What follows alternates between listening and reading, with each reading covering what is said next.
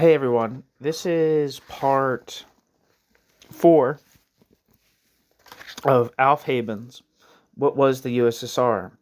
Towards a Theory of the Deformation of Value Under State Capitalism. This section is titled Left Communism and the Russian Revolution. In the previous articles, we examined various Trotskyist and neo-Trotskyist positions on the nature of the USSR. We now turn to the theories of the less well-known but more interesting communist left, who were among the first revolutionary Marxists to distance themselves from the Russian model by deeming it state capitalist or simply capitalist. The Russian left communist critique remained at the level of an immediate response to how capitalist measures were affecting the class, whereas in both the German, Dutch, and Italian lefts, we see real attempts to ground revolutionary theory in Marxist categories in a way distinct from Second International orthodoxy. Any analysis of the USSR necessarily involves an underlying conception of what the Russian Revolution was. The Trotskyist approaches that we have previously considered all based on the conception of the Russian Revolution as being an essentially proletarian revolution that somehow degenerated. By contrast, a consideration of left communist theories allows us to question this underlying assumption, and as a result provides vital insights into the development of a theory of what the USSR was. The Russian Revolution seemed to show for the first time that workers could actually overthrow a bourgeois capitalist state and run society themselves. After almost all of the socialist parties and trade unions of the mainstream Second International workers' movement patriotically supported the slaughter of the First World War, the Bolsheviks, it seemed, had reasserted an internationalist revolutionary Marxism. But if the Russian Revolution was initially a massive inspiration to proletarians across the world, being a first outbreak in the revolutionary wave that ended the war, its impact after that is more ambiguous. The word, quote, communist became associated with a system of state control of the means of production, coupled with severe repression of all opposition. The workers' movement across the world was dominated by this model of, quote, actually existing socialism, end quote, and the parties who oriented themselves to it. The role of these regimes and parties was to do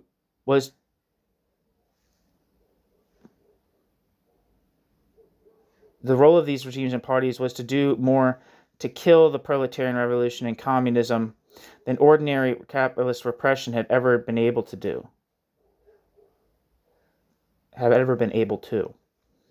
So those in favor of proletarian revolution had to distinguish themselves from these official communist parties and to make sense of what had happened in Russia. A group that did so was the left communist or communist left. New section. Who was the communist left? The communist left emerged out of the crisis of Marxist social democracy that became acutely visible during the war. Left communist currents emerged across the world. Those with politics that we and Lenin could describe as left communists were generally the first revolutionary militants from their respective countries attracted to the Russian Revolution and to the Communist International, Comintern, set up in 1919. In some countries, notably Germany, Italy, a majority of those who formed their respective communist parties had left communist politics. However, their experience was, sooner or later, to find themselves in disagreement with the policies promoted from Moscow and eventually excluded from the Communist International. Two main wings of the communist left managed to survive the defeat of the revolutionary wave as traditions. The German-Dutch left, sometimes known as council communists, and the Italian left, sometimes referred to as Bordigas after a founding member.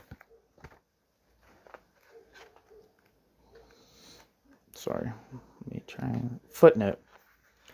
The German and Dutch communist lefts were theoretically and practically intertwined. Two of the most prominent theorists of the German Communist Workers' Party, Pannekoek and Gorter, were Dutch. Exiled German left activists often took refuge in Holland. In what follows, we will generally use the term German left to indicate the whole political current. End footnote.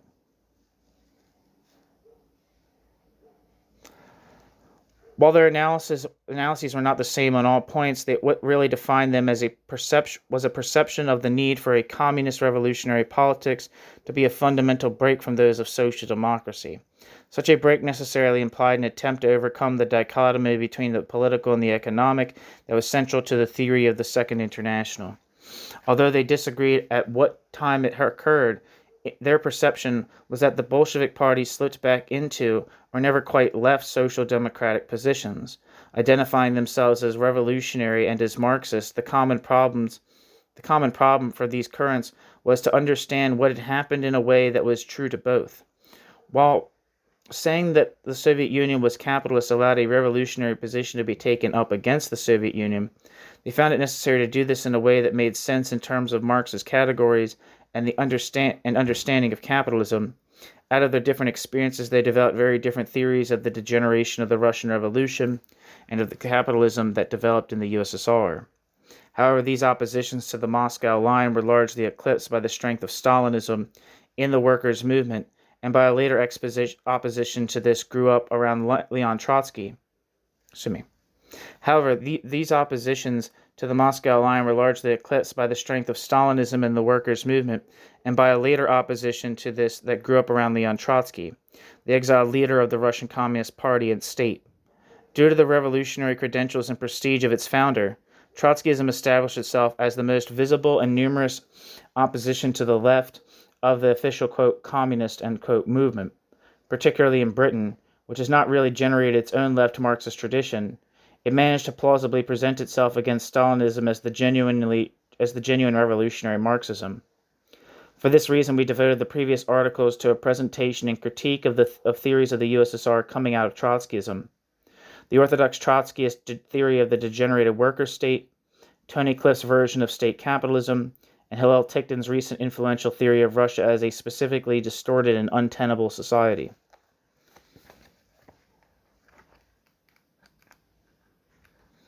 Footnote.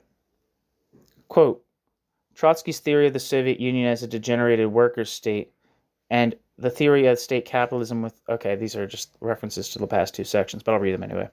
Trotsky's theory of the Soviet Union as a degenerated workers' state and the theory of state capitalism from within Trotskyism in Aufheben 6, 1997, and Russia as a non-mode of production, Aufheben 7, 1998. End footnote. We argued that a weakness of all these theories was that they moved within a certain kind of orthodox Marxism. Identifying with the Soviet state under Lenin and Trotsky, they assumed that, on the basis of the traditional Marxist premise that socialism is the abolition of private property in the means of production through private property's wholesale nationalization by the state, that there had been a successful socialist revolution in Russia, which in some way had degenerated. They disagreed on what type of system had emerged, but they generally saw it as hinging on the lack of workers' democratic control of nationalized property. For Trotskyism, Leninism is the revolutionary alternative to the Second International, and Trotskyism was the revolutionary continuation of Leninism against Stalinism. The existence of a communist left threatens this picture. It shows that Trotskyism was by no means the only Marxist opposition to Stalinism. In fact, as we'll see, it questions whether Trotskyism has been a, quote, revolutionary, end quote, opposition at all. However, while Trotskyism, through the flexible tactics Trotskyism was willing to adopt, could exist on the fringes of a Stalinist and social democratic dominated workers' movement, the left communists, their politics fundamentally oriented to revolutionary situations, were reduced by the 30s to a far smaller and more isolated existence.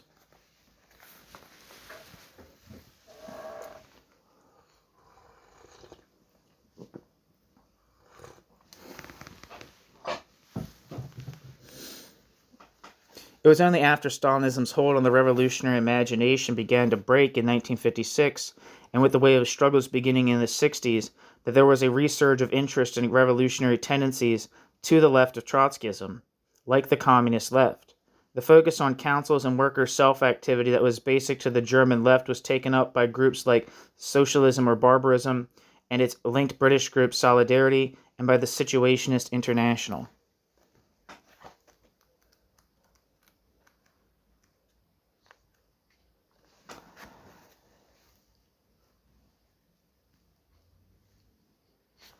Footnote. Surprisingly, perhaps the most interesting and dynamic appropriation of the communist left has not been made in Germany or Italy, but in France. After 1968 in particular, a modern ultra-left tradition has emerged there, in a way unlike other countries. Within this, a different, less, quote, partyist, end quote, appropriation of the communist left has been made. The recently republished Eclipse and Reemergence of the Communist Movement by Dove and Martin with Antagonism Press is an example of this. End footnote.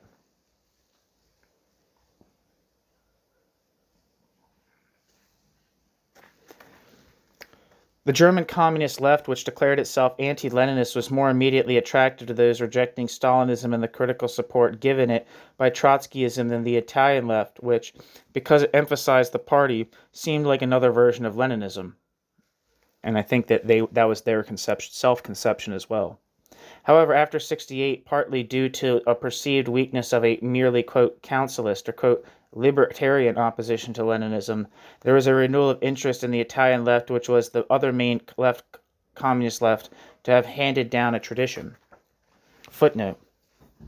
A main way the communist left is known in Britain is through the publication and activities of groups emerging in the early 70s, which claimed to defend the positions of the communist left. These groups on the surface appeared to the uninitiated as party-oriented groups not so different from some or of the smaller Trotskyist sects.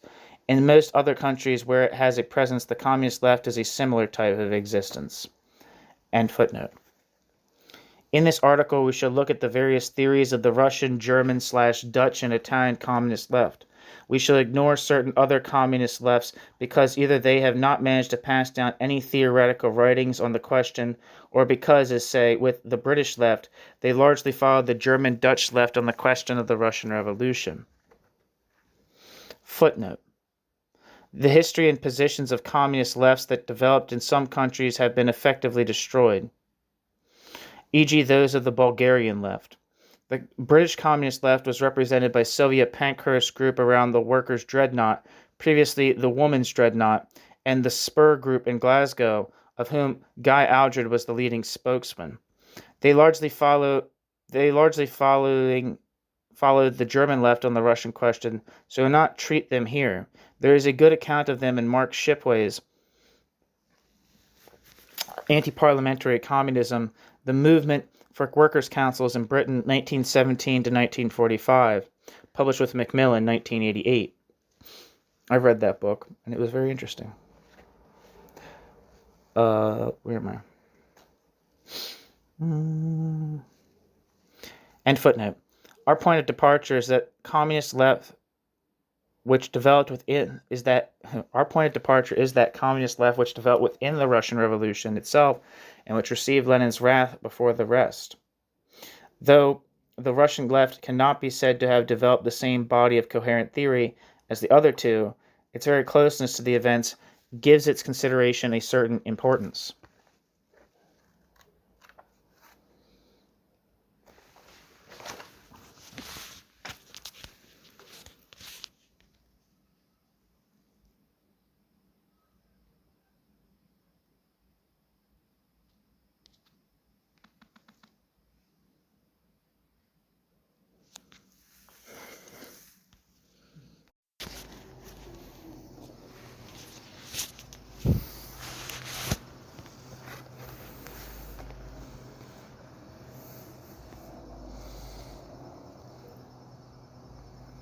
New section, the Russian left communists. What is striking about the Russian left communist current is that it emerged out of an environment that was both dissimilar and similar to their European counterparts. As we will see in the following sections, the German and Italian communist lefts emerged as an opposition to social democracy's accommodation with and incorporation into bourgeois society. In Russia, the situation was somewhat different. Still being an overwhelmingly agricultural and peasant country under the autocratic rule of the Tsar, bourgeois society had not become dominant, let alone allow the establishment of social democracy within it. In fact, the very repressive character of the Tsarist regime meant that the gradualist approach of stressing legal, parliamentary, and trade union methods that prevailed in Western Europe was largely absent in Russia, and there was a general acceptance of the need for a violent revolution. The need was confirmed by the 1905 revolution, which saw mass strikes, the setting up of Soviets, widespread peasant uprisings, in general a violent confrontation of revolutionary workers and peasants with the forces of the state. But whilst this context set the Russian Social Democrats apart from their European counterparts, there was also an underlying continuity between the two.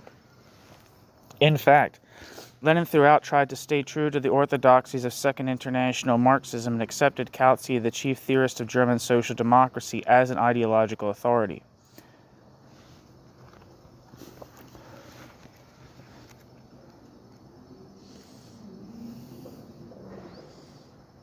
Footnote.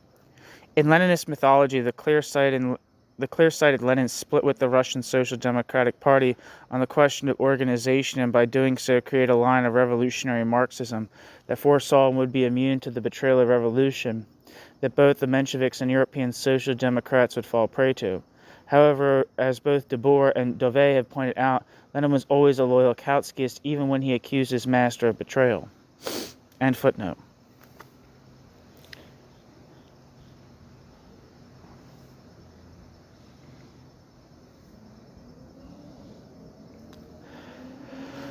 Basic to this form of Marxism was the notion of history inevitably moving in the right direction by concentrating and centralizing the productive forces, so that socialism would be simply the elimination of the private control of those forces by the capture of state power and social democratic administration of them in the interest of the whole of society.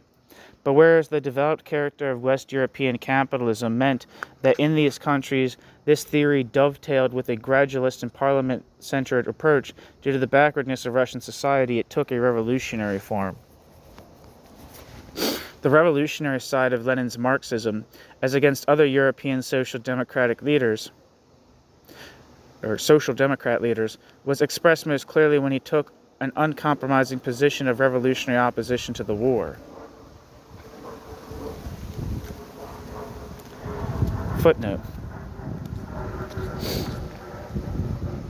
Lenin's clear line on this led to an alliance of the Bolsheviks with European left communists, the Zimmerwald left. This broke down because of Lenin's refusal to work with those who rejected the right. End footnote.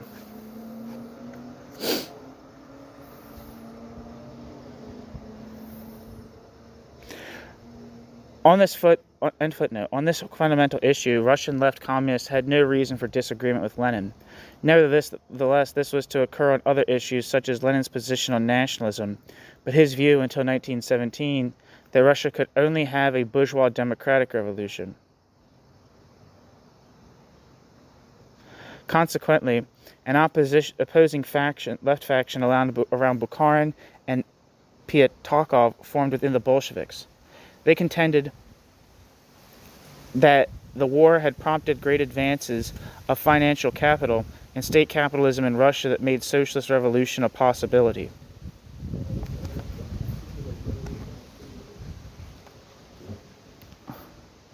Footnote.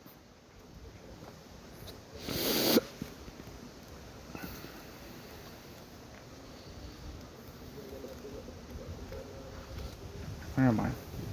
Oh, there we are. Bukharin is better known for the right-wing positions he took in the 1920s. Up to 1921, Bukharin was, however, a leading figure of the left of the party, in many ways closer to European left communists than to Lenin's very Russian perspectives. End footnote.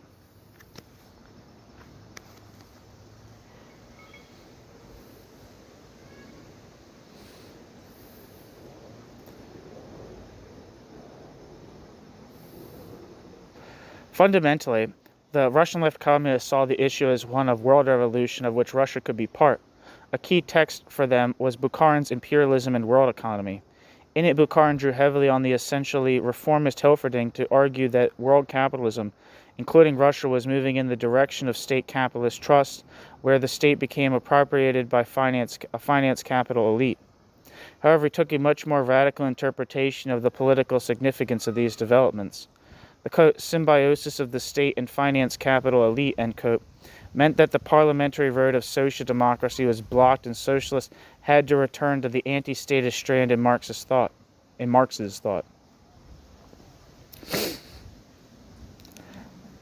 The state had to be destroyed as a condition of socialism. However, for the Russian situation, what was key about Bukharin's analysis of imperialism and state capitalism was that it allowed Russian left communists to abandon the classical Marxist line held by both the Mensheviks and the Bolsheviks, that Russia was only ready for a bourgeois democratic revolution. But despite Lenin's initial hostility to the heretical ideas coming out of this left fraction, after the February Revolution, Lenin showed that he would not let his orthodoxy prevent him from being open to events. Just as the Bolshevik leadership thought that a long period of development of bourgeois society was on the horizon, it was clear from the continuing actions of the workers and peasants that the revolutionary period was by no means over. Footnote.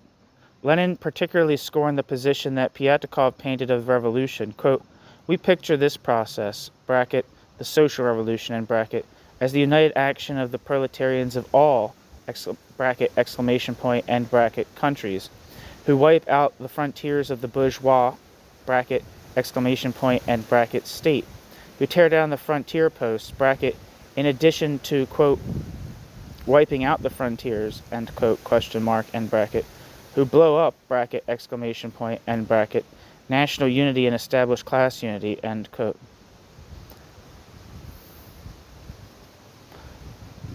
Those brackets, I guess, were Lenin's quote, comments, end quote. To which Lenin replies, quote,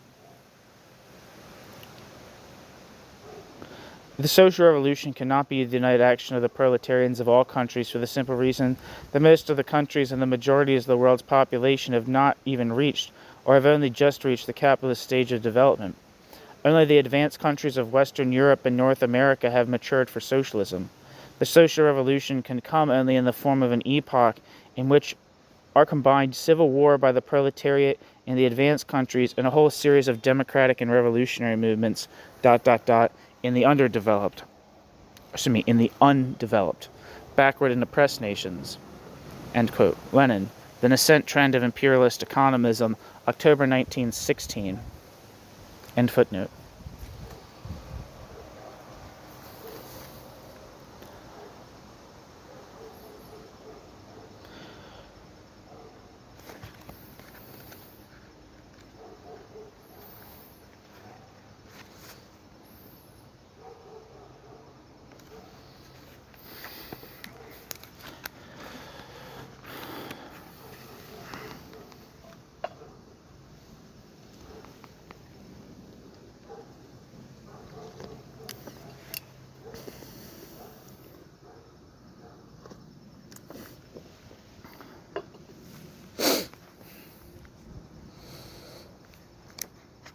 Where am I?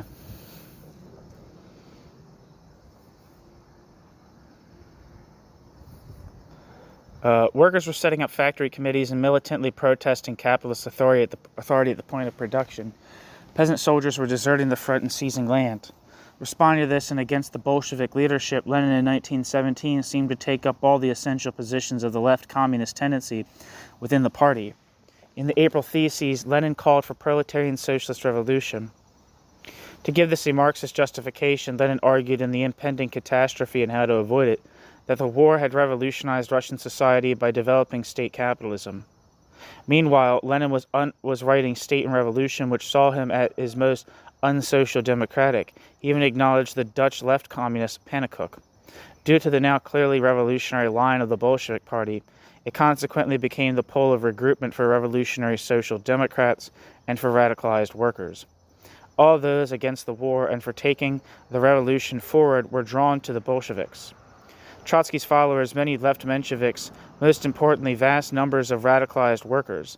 Thus revolutionaries with politics closest to the European left communists were not, as with them, fairly small minorities fighting within social democratic parties against their clearly non-revolutionary politics, but instead were a sizable part of a party, the Bolsheviks, whose leader Lenin seemed to accept many of their theoretical positions, and, what's more, brought the party to act on these by overthrowing the provisional government and declaring, quote, "all power to the Soviets," end quote.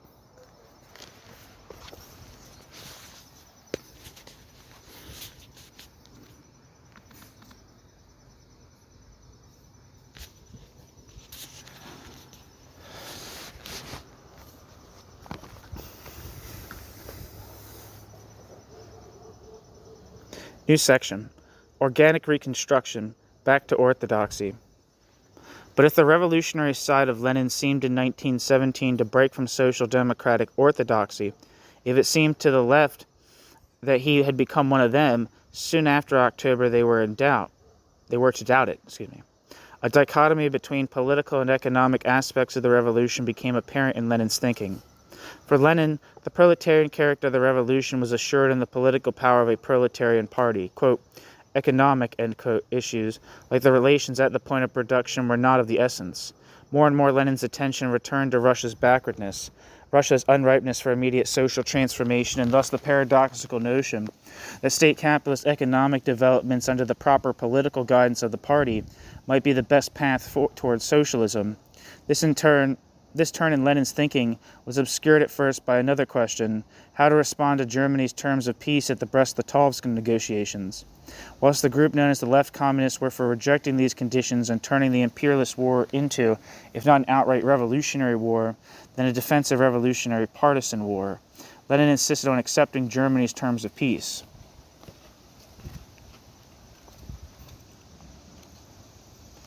Footnote. The left communists' reason for changing their position from one of proposing revolutionary war to that of defensive revolutionary partisan war, in fact, resides in the openness for Lenin's arguments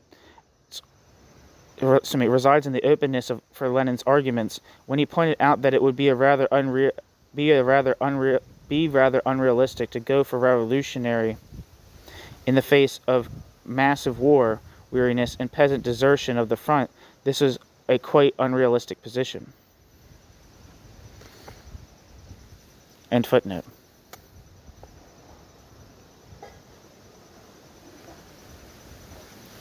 Peace, Lenin argued, was needed at any price to consolidate the revolution in Russia, to, quote, win the freedom to carry on socialist construction at home, end quote.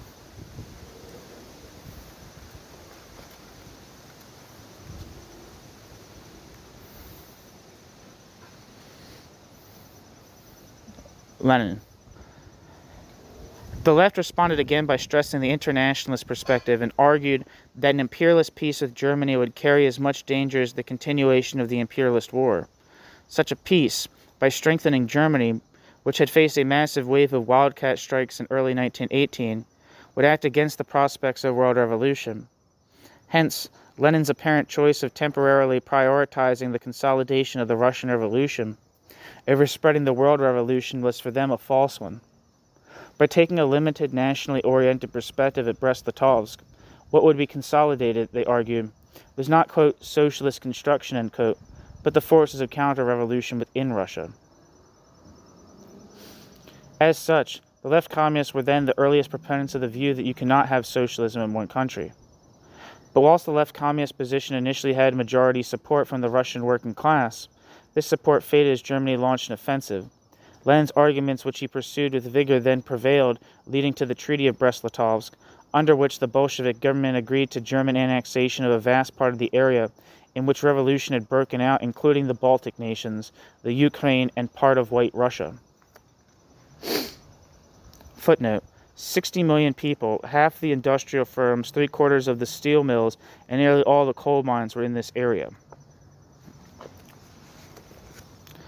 The sacrifice of pursuing world revolution for national, quote, socialist construction, end quote, became all the greater as it became clear exactly what Lenin meant by this term. In face of the Bolsheviks not having a very clear plan of what to do economically after seizing power, the first 5 months were characterized by the self-activity and creativity of the workers. The workers took the destruction of the provisional government as the signal to intensify and extend their expropriation of the factories and replacement of capitalist control by forms of direct workers' control. This process was not initiated by the Bolshevik government, but by the workers themselves through the Soviets and especially the factory committees. The Bolsheviks reluctantly or otherwise had to run with the tide at this point. This period was a high point of proletarian self-activity, a spontaneous movement of workers' socialization of production, which the Bolsheviks legitimized, parenthesis, one might argue recuperated, end parenthesis, after the event, with the slogan, quote, loot the looters, end quote, and their decrees on workers' control and the nationalization of enterprises. The workers were euphoric with the communist possibilities of abolishing exploitation and controlling their own destinies. However, by spring, as the Treaty of Brest-Litovsk was signed, Lenin pushed the Bolsheviks to initiate a different economic policy called the New Course, involving a more conciliatory attitude towards, quote, creative elements, end quote, in the, quote, towards, quote, creative elements, end quote, in the business community. While Lenin didn't disown entirely what the workers had done, there was the clear message they had gone too far. Their acts should now be curtailed and controlled. In their place, Lenin talked of setting up joint state/private capitalist trusts. The basic idea seemed essentially to be a mixed economy with cooperation between public and private sectors, although the Mensheviks welcomed these measures as the abandonment of, quote, the illusory chase after socialism, end quote, and a turn to more moderate, realistic path.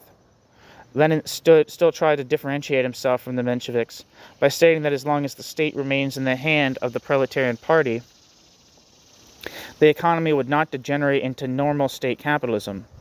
Significantly, the other side of this focus on the, quote, proletarian state, end quote, was that Lenin, while wanting a return to capitalist methods of economic organization, saw no need for the other main Menshevik demand for independent workers' organization.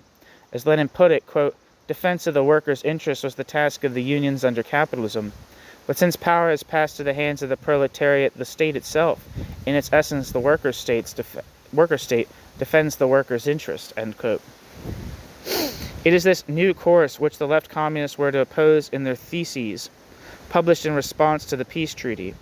In it, they identified the peace treaty as a concession to the peasants and as a slide towards, quote, petty bourgeois politics of a new type, end quote. They saw bureaucratic centralization as an attack on the independent power of the Soviets and on the self-activity of the working class, and warned that by such means something very different from socialism was about to be established. The new course talk of accommodation with capitalist elements in Russia was seen as expressive of what had become clear earlier, with Lenin's willingness to compromise with imperialism over Brest-Litovsk, namely an overall drift towards compromise with the forces of international and internal capital. The left communists warned that behind the argument for saving and defending Soviet power in Russia for international revolution later, what would happen was that, quote, all efforts will be directed towards strengthening the development of productive forces towards, quote, organic construction, end quote, while rejecting the continued smashing of capitalist relations of production and even furthering their partial restoration, end quote.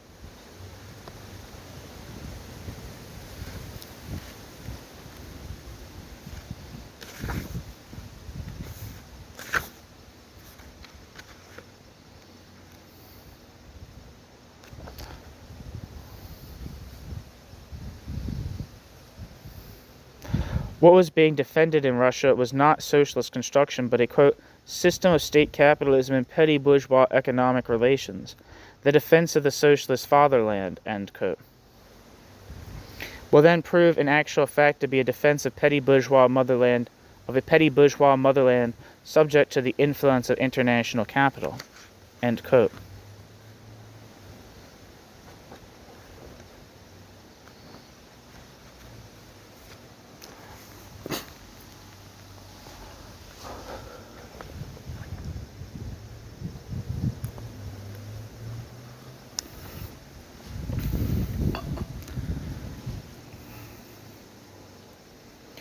New section. Lenin's arguments for state capitalism versus the left communists. It's not surprising that Lenin was forced to reply to this accusation of pursuing state capitalist economic policies. What is revealing, though, is that when Lenin did so in left-wing childishness and immediate tasks, it was not by justifying the recent measures as a form of socialism, but by fully endorsing state capitalism and arguing it would be an advance for Russia. He now brought into question his prior arguments that Russia was part of a world state capitalism and thus ripe for socialism, which had seemed necessary to justify proletarian revolution in 1917. Lenin again returned to the notion of Russia's backwardness, a theory of transition based on the Second International acceptance of unilinear, quote, progressive, end quote, stages came to the fore. Lenin noted that all would agree that Russia being in transition meant that it contained elements of socialism and capitalism, but he now said the actual situation was even more complicated. In a model that we'll see was key to his understanding, Lenin argued that Russia's backwardness meant it actually combined 5 types of economic structure. 1. Patriarchal, i.e., to a considerable extent, natural peasant farming. 2. Small commodity production. This includes the majority of those peasants who sell their grain. 3. Private capitalism. 4. State capitalism. 5. Socialism.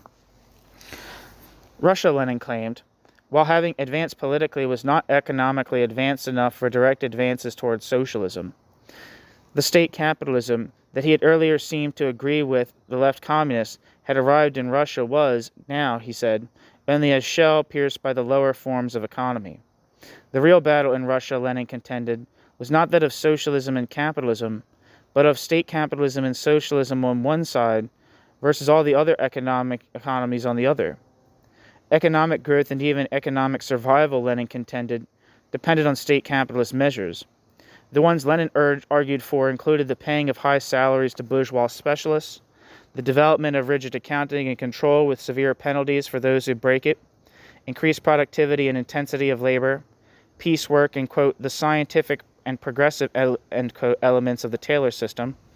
I have a piece coming up on the channel by a German author from the 70s titled Lenin and Taylor, the nature of, quote, scientific management in the early Soviet Union. I think that's what the title is, but the title is something like that. That's more of a paraphrase of the title, but it's precisely about this. The overarching repeated demand from Lenin was for, quote, discipline, discipline, discipline, end quote, and Lenin identified this with the acceptance of the workers of one-man management, that is, quote, unquestioned obedience to the will of a single person, end quote. The arguments of the left that this was suppressing class autonomy and threatened to enslave the working class was just dismissed by Lenin with the insistence that there was, quote, absolutely no contradiction in principle between Soviet, parenthesis, that is, socialist, end parenthesis, democracy, and the exercise of dictatorial powers by individuals, end quote, Lenin. All it was apparently was a matter of learning, quote, to combine the, quote, public meeting, end quote, democracy of the working people, turbulent, surging, overflowing its banks like a spring flood, with iron discipline while at work, with unquestioning obedience to the will of a single person, the Soviet leader, while at work, end quote. The point for Lenin was that as long as it was a proletarian state that introduced these measures, it could prevent regression down the rungs of the ladder and prepare for the eventual movement up towards socialism. Left-wing opposition to Lenin's line at this point had two main thrusts, which in part reflected the division in the 1918 left communists. One side we may call, quote, technocratic, end quote, emphasized opposition to precisely what the Mensheviks welcomed, namely the suggested compromises with private capitalists. They argued that whoever controlled the economy would control politics.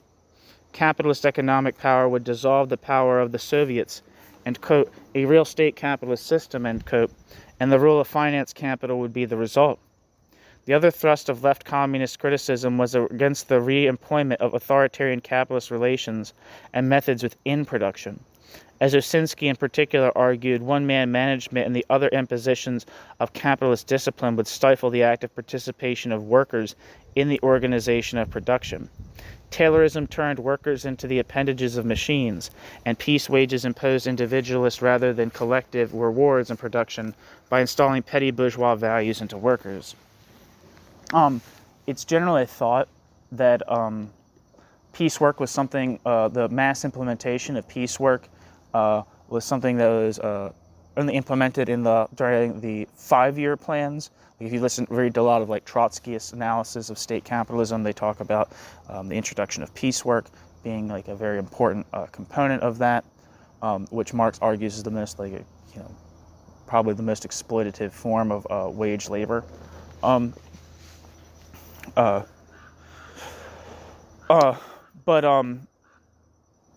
Based on that essay by Rainer Traub and during the new economic policy period, the early 20s, the institution of piecework consistently grew, almost up to like 60%. I think by like the mid 1920s. I'm not sure of the statistics. I don't have them right in front of me right now, but it was definitely very high. which is something I learned. I didn't really quite realize that. I didn't realize quite what a major part of that piecework was in the early Soviet economy.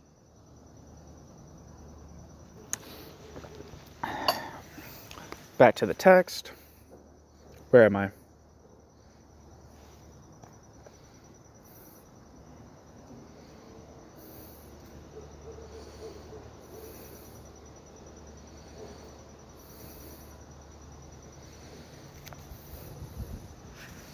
Where the hell am I? In sum, these measures were rightly seen as the retransformation of proletarians within production from collective subject back into atomized the atomized objects of capital. The working class, it was argued, had to consciously participate in economic as well as political administration. In this best tendency within the 1918 left communists, there was an emphasis on the problem with capitalist production being the way it turned workers into objects, and on its transcendence lying in their conscious creativity and participation. That is reminiscent of Marx's critique of alienation. It is the way the Russian left communist arguments expressed and reflected workers' reactions and resistance to the state capitalist direction of the Bolsheviks and workers' aspirations to really transform social relations, and that their importance lay. Such sentiments ran through the left oppositions, even if until 1921 their loyalty to the party generally stopped them supporting the workers' practical expressions of resistance. As Osinski put it, quote, "We stand for the construction of the proletarian society by the class creativity of the workers themselves, not by the ukases of the captains of industry. If the proletariat itself does not know how to create the necessary prerequisites for the socialist organization of labor, no one can do this for it, and no one can compel it to do this. The stick, if raised against the workers, will find itself in the hands of a social force which is either under the influence of another social class or is in the hands of the Soviet power. ... Socialism and socialist organization will be set up by the proletariat itself, or they will not be set up at all. Something else will be set up, state capitalism." End quote. Osinski. Footnote.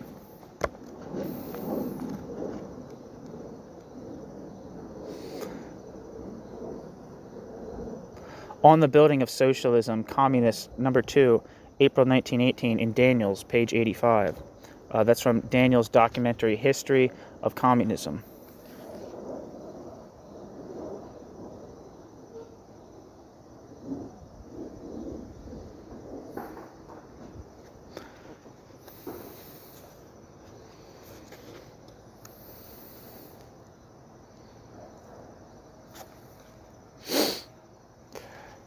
These arguments of Osinski represented the best element in the left communist positions, a recognition that the mass creativity and autonomy of the workers was essential to any move towards communism, thus that nationalization or statization of production was not enough. Lenin's view was that direct workers' control of their own activity was an issue for the future, and that in the meantime iron discipline was required. One moment.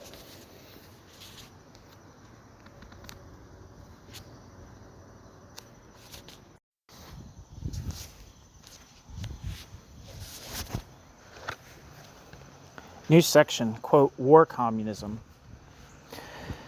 The conditions of civil war and imperialist invasion that Russia fell into in the second half of 1918 altered the conditions of debate and broke the left communists as a cohesive opposition.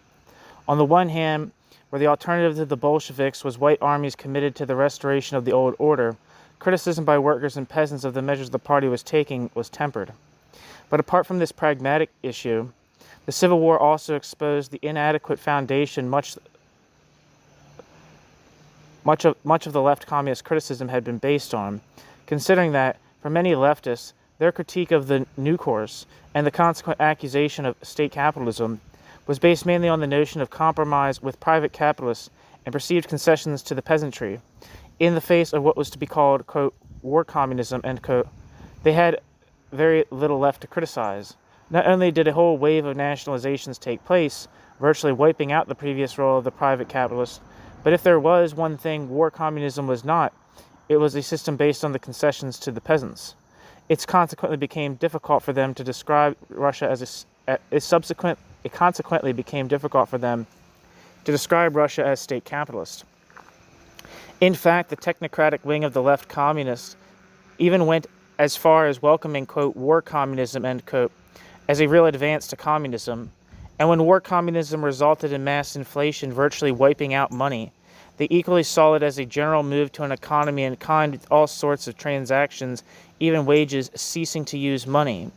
The self-emancipatory wing, which was to provide both the original arguments as well as personnel of the later left oppositions of the democratic centralists and the workers' opposition, took a more cautious stand. They had tended to focus their criticism on the excessive centralization of power and the bureaucratic capitalistic methods of the state economy, and to which they counterposed a restoration of power and local initiative to the Soviets and other workers' bodies. Without the other components of their earlier critique, and considering that Lenin himself had described state capitalism, with all its management methods, as playing a progressive part, the left opposition ceased to describe it as such. The mistake of confusing the wartime measures as a step in the direction of socialism became clear as the war came to an end and the Bolsheviks tried to step up the war economy measures.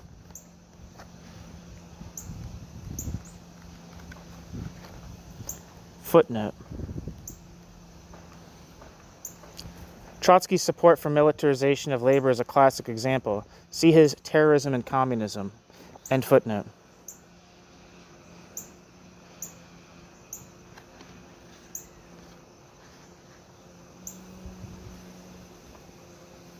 The fallacy of associating state control with socialism, despite the intensification of capitalistic production relations, became clear as workers and peasants reacted to their material situation with a wave of strikes and uprisings.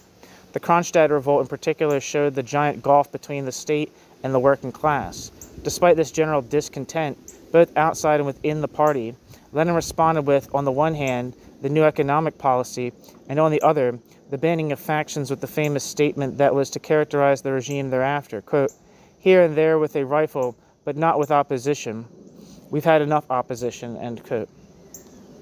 New section. New economic policy, new opposition.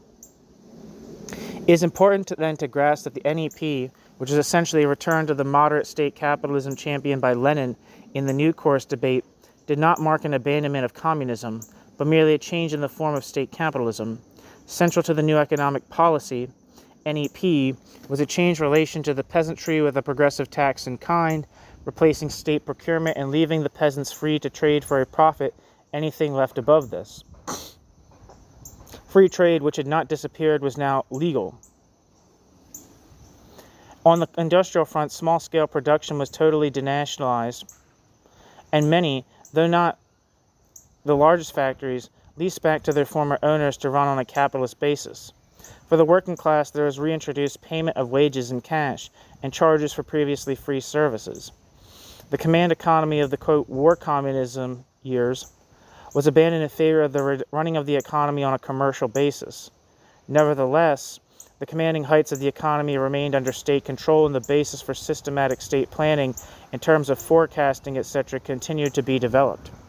In fact, the very continuity between the New Course and the NEP also showed up in the fact that Lenin, in trying to justify the NEP in the pamphlet Tax in Kind, reprinted large parts of his earlier critique of the left communists, including the, quote, 5 socioeconomic structures, end quote, model of the Russian economy. In 1921, Lenin gave the same reply to workers' opposition accusations of state capitalism as he had to the left communists in 1918, namely that state capitalism would be a tremendous step forward from what Russia actually was, which was a, quote, petty producer capitalism with a working class party controlling the state, end quote.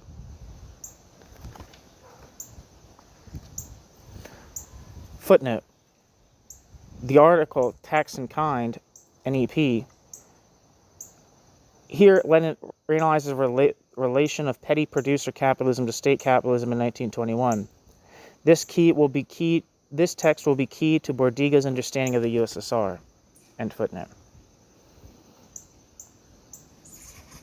The key thing about the regime developing at the time of the NEP was that, Accompanying economic concessions to private capitalism was intensified political repression, the banning of factions in the party, and non-toleration of any independent political tendencies in the working class. As Ante Siliga later observed, before the NEP, the intensity of repression of left opposition had varied.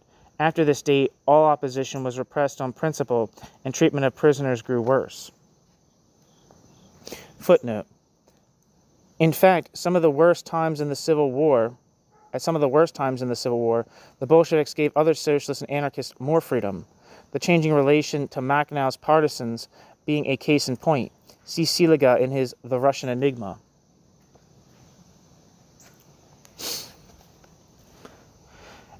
End footnote. It was in this context of political repression and economic reimposition of capitalist forms that a number of small opposition groups emerged, which again took up the notion of state capitalism. What was common to these new groups was that, unlike the previous left communist tendency and the later left opposition of Trotsky, these groups did make a decisive break from the Bolshevik Party. One such group that emerged was the Workers' Truth. It centered around an old left adversary of Lenin, Bogdanov. In issuing an appeal, starting with Marx's famous, quote, "The liberation of the workers can only be the deed of the workers themselves," end quote, Workers' Truth argued that the Bolshevik Party was no longer a proletarian party, but rather the party of a new ruling class, and thus they called for a new party.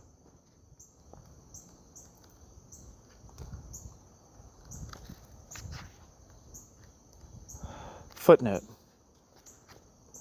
Appeal of the Workers' Truth Group in Daniel's documentary History of Communism.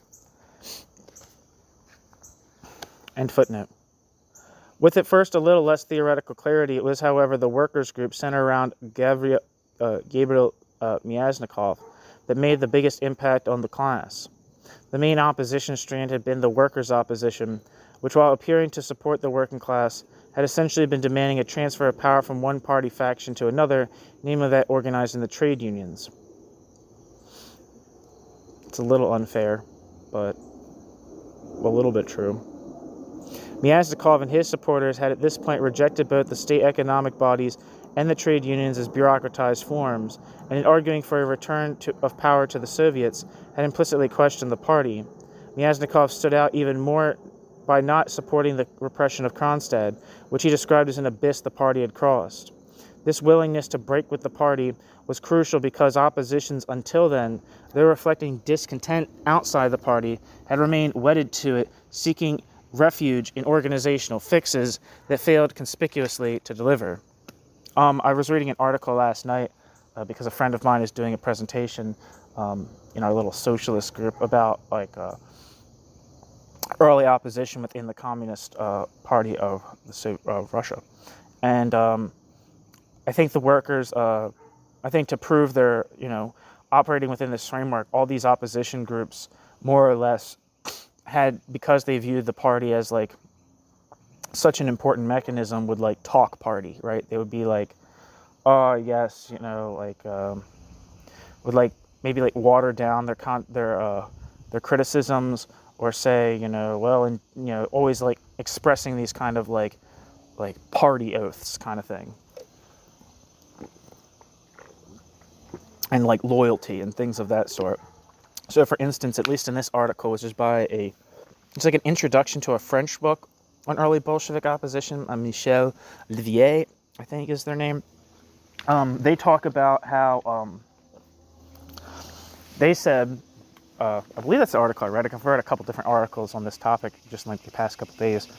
And basically what they said is that the workers' opposition volunteered for the repression of Kronstadt. Members of the workers' opposition volunteered to put it down. And so that makes sense that Myasnikov would be such an isolated figure. Yeah. Basically, yeah. It seems like and then the feel I was getting was the Democratic centralists were more to were a little bit more steeped in the party world, but were more in favor of re-empowering the Soviets as a cure to what they viewed as bureaucratic centralism, which was a violation of the democratic part of democratic centralism. Anyway, in 1923, the Myasnikov group produced a manifesto appealing to both the Russian and international proletariat. Rather than theoretical considerations, their description of the NEP as standing for the, quote, new exploitation of the proletariat, end quote, simply tries to express the conditions that the workers were facing. They denounced the attacks on the working class the Bolshevik regime was carrying out, making a point that echoed Luxemburg. Quote, the bourgeoisie has and will have no better advocate, end quote, than the, quote, socialist of all countries, end quote, because they have the ability to disorient the proletariat with their phrases.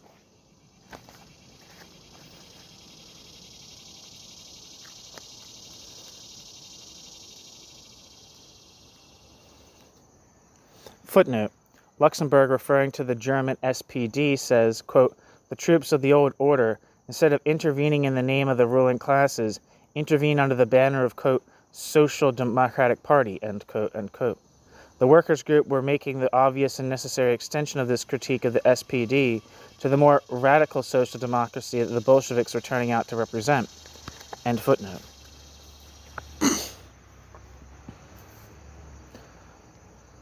Or again, quote, a very great danger threatens the achievements of the Russian proletarian revolution, not so much from outside as from inside itself, end quote. Expressing this emphasis on the world proletarian movement, the workers' group took a resolutely internationalist line. They were sure that the Russian proletariat's only hope lay in aid from revolution elsewhere. They argued that the Bolshevik policies of, quote, socialist united fronts, end quote, and workers' governments were acting against the hope of world revolution. Footnote. As they so eloquently put it, quote, why does Zinoviev offer Scheidemann and Noske, bracket, social Democrats responsible for defeating the German Revolution, end bracket, a ministerial seat instead of a gibbet? End quote. End footnote. However, the real significance of the group was the fact that they took their criticism of the state capitalist direction of the Bolsheviks to its logical conclusion of supporting proletariat opposition to the regime. In late 23, a wave of strikes broke out and the workers' group became involved, gaining an influence for their manifesto among the proletariat and prompting their suppression by the secret police. Soon their existence was relegated to the prison camps or in exile. It was here that they moved away from their focus on the NEP and started to question war communism. Their state capitalist analysis became more and more influential in the camps where, as Seligman observed, a political life repressed elsewhere continued. They extended their critique to the sort of, quote, socialism, end quote, that the Bolsheviks had tried to create even before the NEP, arguing that because it was based on coercion over the working class and not the free creation of the class, was in reality a bureaucratic state capitalism. We have looked then at those arguments of the Russian left most illuminating for an understanding of the revolution. The importance of the 1918 left communists was not just the fact that they, right from an early stage, argued that there was a danger that not socialism but capitalism would emerge from the revolution, but also because in his battles with them, Lenin most explicitly revealed his own support for, quote, state capitalism, end quote. The importance of Myasnikov's workers' group in them being the most significant of the post-1921 groups, who took their criticism of the state capitalist direction of the Bolsheviks to its logical conclusion of supporting proletarian opposition to the regime. Their confrontation with the Russian state was far more consistent and coherent than that of Trotsky's left opposition. However, we cannot say that they provided the theoretical arguments to solidly ground a theory of state capitalism. We will now turn to the tendencies in Europe with whom they made contact to see if they had more success. New section. The German/Dutch communist left.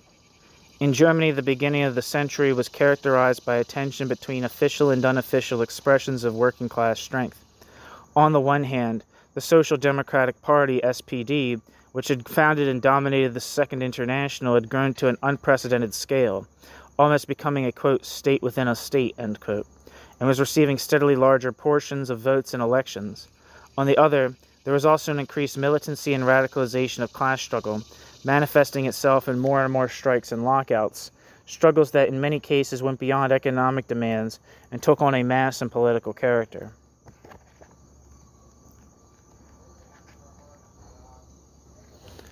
Footnote: between 1890 and 1899, 450,000 were involved in strikes and lockouts. Between 1900 and 1904, 475,000. In 1905 alone, 500,000.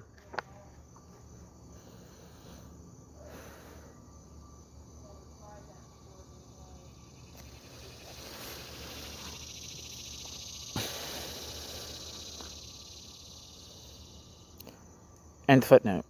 While a left radical current within the SPD was to see these as a way the class was developing towards revolution, the mainstream party and trade union leadership set itself against these new forms of class struggle. In the years to come, these two expressions of the working class were to drastically clash. Indeed, the direct struggle between class and capital would become that of revolutionary tendency of the proletariat and social democracy sliding with and representing capital. The counter-revolutionary character of the gradualist practice of the SPD first came brutally to light when, in the interest of preparing for the next election, the party stepped in to mobilize a wave of industrial struggles and suffrage agitation that swept Prussia in 1910. Although leading to some fierce arguments over strategy between Kautsky and the emerging radical left tendency, it was only with the war that these oppositions made moves towards a split with the party. Despite always having had a position of opposing imperialist wars, the SPD and the unions turned to social patriotism. The party voted for war credits and the unions signed a pact to maintain war production and prevent strikes. The unions signed a pact to maintain war production and prevent strikes. As a result, two main opposition tendencies emerged: the left communist tendency that split from the party, and the Spartacist that at first tried to stay within the party and reform it from within. However, the different responses to the SPD's turn to social patriotism was emblematic of what was to follow. Whilst the left communists throughout put themselves on the side of revolution, the Spartacist leadership never entirely managed to break from social democratic conceptions.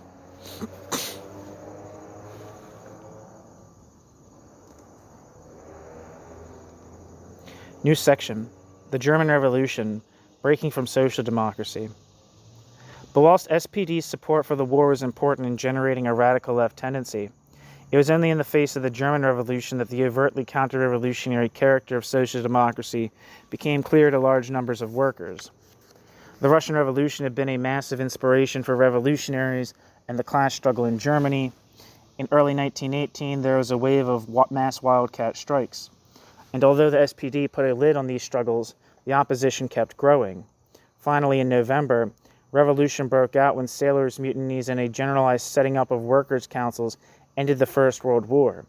The ruling class, knowing that it could in no way contain the revolutionary wave, turned to social democracy to save the nation, and appointed the SPD leader as chancellor. Knowing that direct confrontation would get them nowhere, they set themselves to destroy the councils from within. The Spartacists, trapped within a, quote, centrist, end quote, faction of social democracy, can only watch while it helped the SPD in this task. The SPD thus managed to get a majority vote at the First National Congress of Workers' and Soldiers' Councils in favor of elections to a constituent assembly and for dissolving the councils in favor of that parliament. At the same time, the trade unions worked hand in hand with management to get revolutionary workers dismissed and to destroy independent council activity in the factories. Councils against parliament and trade unions became the watchword of revolutionaries. Recognizing the depth of their failure, the Spartacists broke from social democracy and joined the left communists to form the Communist Party of Germany, KPD.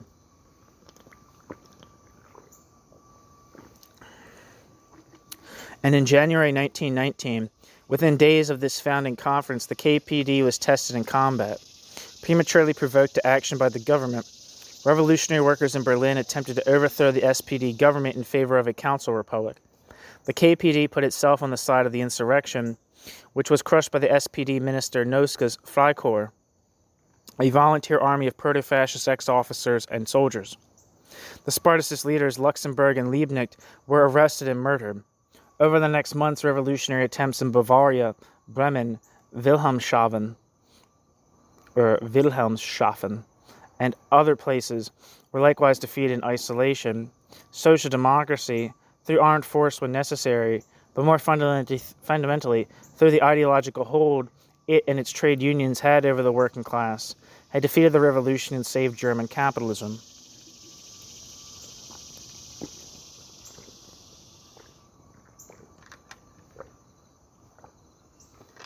However, within the class, there was also a process of radicalization. Large numbers of workers, recognizing the counter-revolutionary role of the SPD and the unions, and having fought SPD troops and police on the streets, rejected the parliamentary system and left the unions. As an alternative, they formed factory organizations to provide a means for united proletarian action, and to be ready for the reformation of revolutionary council power. While the majority of the KPD, including the rank-and-file Spartacists, supported these developments, the Spartacist leadership still wanted to participate in elections and the trade unions. In mid-1919, by a series of bureaucratic maneuvers, they managed to exclude the majority from the party. The Bolsheviks essentially sided with this rump leadership. The basis of the split between the German communist left and the Bolsheviks was prepared. In March-April 1920, the split in the KPD was to become permanent. At this time, the Freikorps that the SPD had used to crush the revolution turned on their masters and launched a coup, the Kapp Putsch. The trade unions called a general strike, which the working class responded to solidly, bringing the country to a stop. The coup collapsed, but workers were now mobilized across the country. In the revolutionary stronghold of the Ruhr, the workers had formed an 80,000-strong Red Army that refused to disarm. Although having been saved by this revolutionary upsurge, the SPD saw their role as the same as it had been a year previously, namely to make sure that the struggles did not develop into full-scale revolution. Only this time they did not have the same working class credibility that had previously allowed them to control the situation. Faced by this, they chose a dual strategy. To reestablish their socialist credibility, they talked of forming a government composed only of workers' parties, while at the same time sending in their, now loyal once more, troops to attack and disarm the Ruhr. The two sides of German, quote, communism, end quote, reacted totally differently to these events. The excluded majority of the party put themselves with the working class reaction from the beginning and supported the Red Army in the Ruhr when the SPD troops attacked it. The rump leadership of the KPD, while it had initially said it would not, quote, lift a finger, end quote, for the SPD government, quickly changed its position to total support. It offered itself a, quote, loyal opposition, end quote, to the proposed, quote, workers' government, end quote, and called on the armed workers not to resist the SPD troops. Thus, the revolutionary potential of the situation was defeated by social democracy with the support of the Moscow-supported Communist Party of Germany, who claimed to be a revolutionary break from social democracy. The left communist side of the KPD, feeling no rapprochement was possible with a group that had tacitly supported the violent suppression of the class, formed itself as the Communist Workers' Party of Germany, KAPD, oriented totally towards the councils. The question is, of course, how these lessons affected their view of the Russian Revolution. New section, the German left and the Comintern.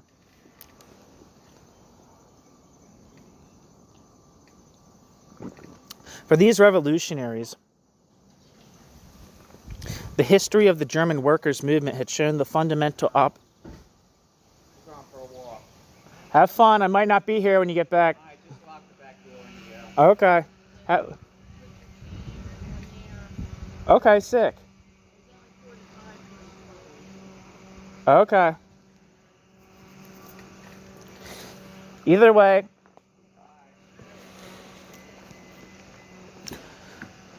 Where the hell was I? Yeah, new section, the German left and the Comintern. For these revolutionaries, the history of the German workers' movement had shown the fundamental opposition between the methods of social democracy and revolution. It had seemed to them that, quote, Bolshevik principles, unquote, such as the suppression of bourgeois democracy and its replacement by the dictatorship of the proletariat through workers' councils, were key to overcoming the opportunism of the SPD and winning the revolution in Germany. It was in this sense that, quote, Bolshevism, end quote, had helped their break from social democracy. The fact that the line coming out of Moscow seemed to favor some of the social democratic elements the left communists were breaking from was merely seen as being based on their unfamiliarity with the Western European situation. They thought the Bolsheviks were falsely generalizing from the Russian situation, in which the use of parliamentary method, etc., might have been necessary, to the West European situation where the break with parliamentary practices and the emphasis on councilism was essential for the revolution to succeed. Even when Lenin launched left-wing communism and infantile disorder, a vicious polemic against them in support of the KPD line, they still thought it was a matter of Lenin not understanding the conditions for revolution in the West.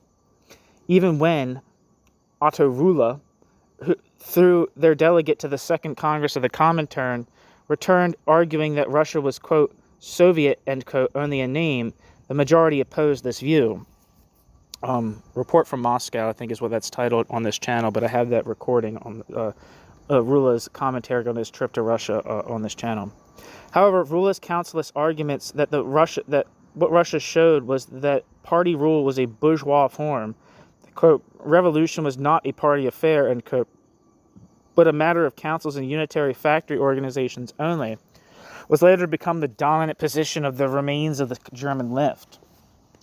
However, at this time, it was only when the Comintern adopted a line of a, quote, united front, end quote, in order the KAPD to liquidate and rejoin the KPD, which had by then merged with left Social Democrats, did they start to rethink their position. By late 1921, as a result of hearing about the NEP, the suppression of strikes, as well as Russia's willingness to make commercial and military treaties with capitalist powers, they decided that the Bolsheviks and the Comintern had left the field of revolution. They began to consider that there might have been internal conditions forcing the counter-revolutionary policies abroad. The white counter-revolution had failed, yet Russia was acting in a capitalist way both at home and abroad. What was the explanation for this?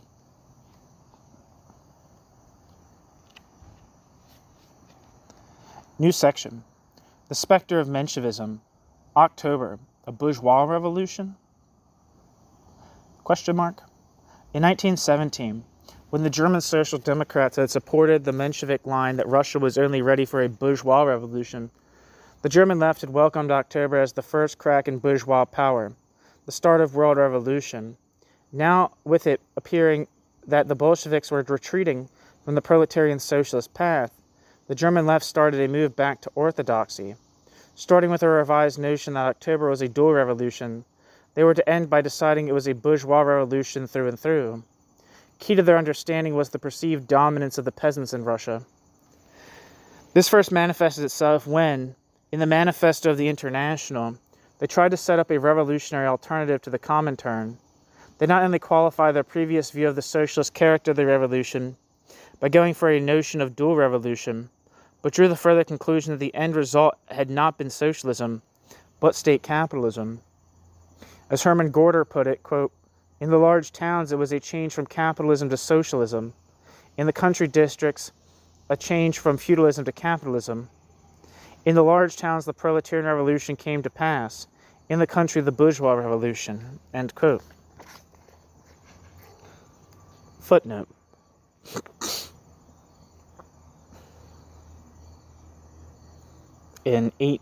On August 10th, 1921, I don't know. The reference to the passing of the socialist side of the revolution was a reference to how, as they argued, the NEP had not merely been a, quote, concession, end quote, to the peasantry, as the Bolsheviks talked of it, but had been a complete capitulation to the peasant. For them, bourgeois side of the revolution, the effect was that the proletarian side of the revolution had been sacrificed, and what had been put in its place was instead a form of state capitalism.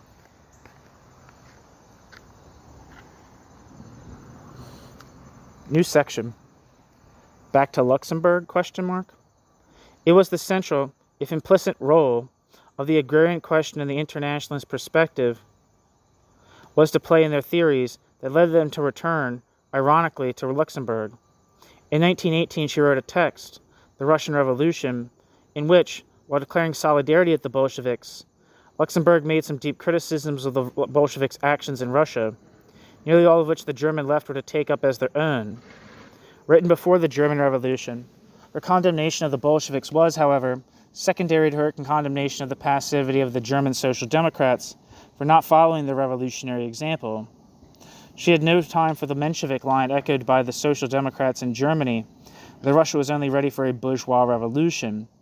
Instead, she insisted that the problems of the Russian Revolution were a, quote, product of international developments plus the agrarian question,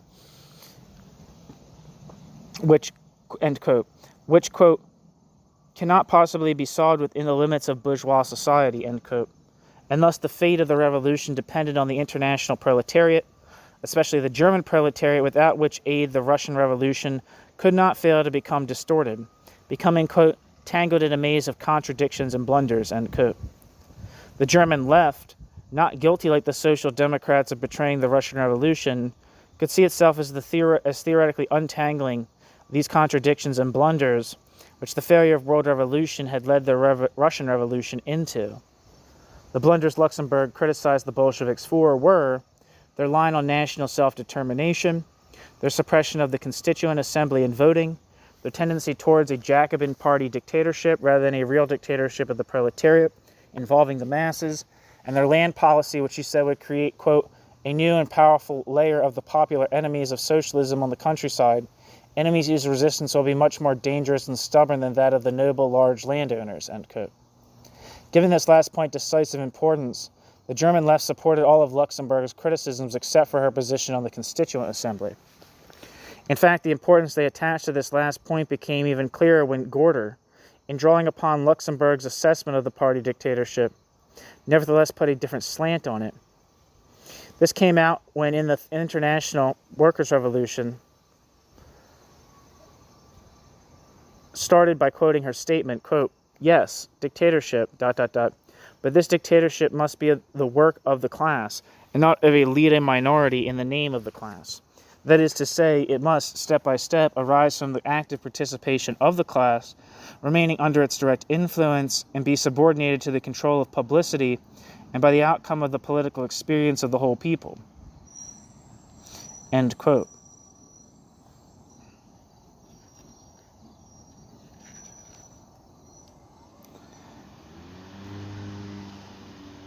Footnote in Workers' Dreadnought, February 24th, end footnote.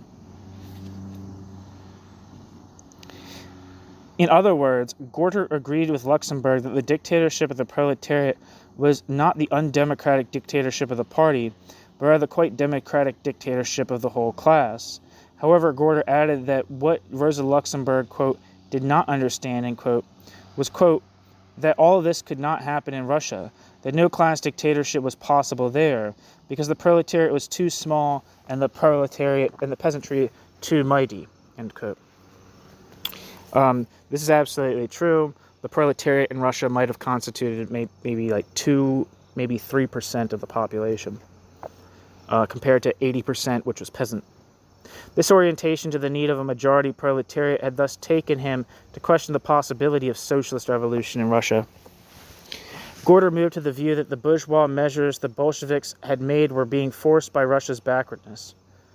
Gorter argued that the minority status of the proletariat in Russia had forced a, quote, party dictatorship, end quote, and stated that despite not being organized, the, quote, elementary power, end quote, of the peasantry, quote, forced the Bolsheviks, even men like Lenin, to stand against the class from which it had sprung and which was inimical to the peasantry, end quote.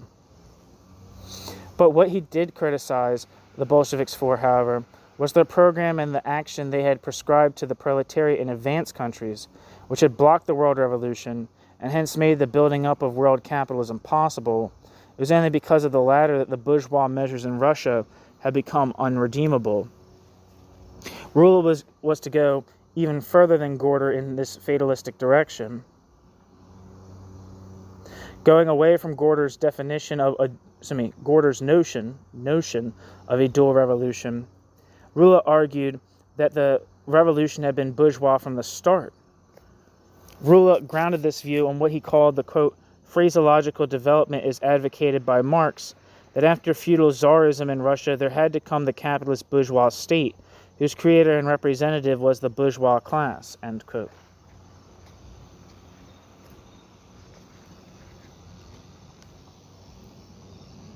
Footnote.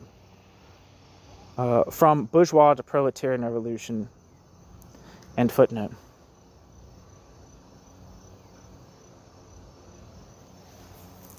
Rula. So considering the historical circumstances, the Russian Revolution could only have been a bourgeois revolution. Its role was to get rid of Tsarism, to smooth the way for capitalism, and to help the bourgeoisie into the saddle politically. It was in this context that the Bolsheviks, regardless of their subjective intentions, ultimately had to bow for the historical forces at play. And their attempt to leap a stage of development had not only showed how they had forgotten the, quote, ABC of Marxist knowledge, end quote, that socialism could only come from mature capitalism, but was also based, quote, on, quote, the vague hope of world revolution, end quote, that Rula now characterized as unjustified, quote, rashness, end quote. But whilst the move to a semi-Menshevik position was indeed a move back to the exact same position they had previously criticized the Social Democrats for having, it also had its merits. Where the earlier German left focus on the new course in NEP as a reversion to capitalism had the deeply unpleasant implication that both war communism and Stalin's, quote, left turn, end quote, was a return to socialism. The originally schematic position of Rula's theory allowed him to question the measures of nationalization used in both these periods. Quote, nationalization is not socialization. Through nationalization, you can arrive at a large-scale, tightly run state capitalism, which may exhibit various advantages against private capitalism. Only it is still capitalism, and however you twist and turn, it gives no way of escape from the constraint of bourgeois politics, end quote. Rula. Sorry, that was a long sentence, but I really think that one of the last sentences that I just read was very good. Where the earlier German left focus on the new course in the NEP as a reversion to capitalism had the deeply unpleasant implications that both war communism and Stalin's, quote, left turn, end quote, was a return to socialism, the originally schematic position of Rula's theory allowed him to question the measures of nationalization used in both these periods. I think that's so important, right? Especially when people take on, it's very problematic when people take on the, take on board the notion of war communism, uncritically. The other thing that I think this is important too is that this is definitely something that is that's definitely something that I think is very much present in Trotsky, right? He say in the Russian Revolution, the Revolution betrayed something to the effect, the merits of socialism have not been, or the superiority of the socialism has not been, written on the pages of has been proven not on the pages of Das Kapital, but in the, in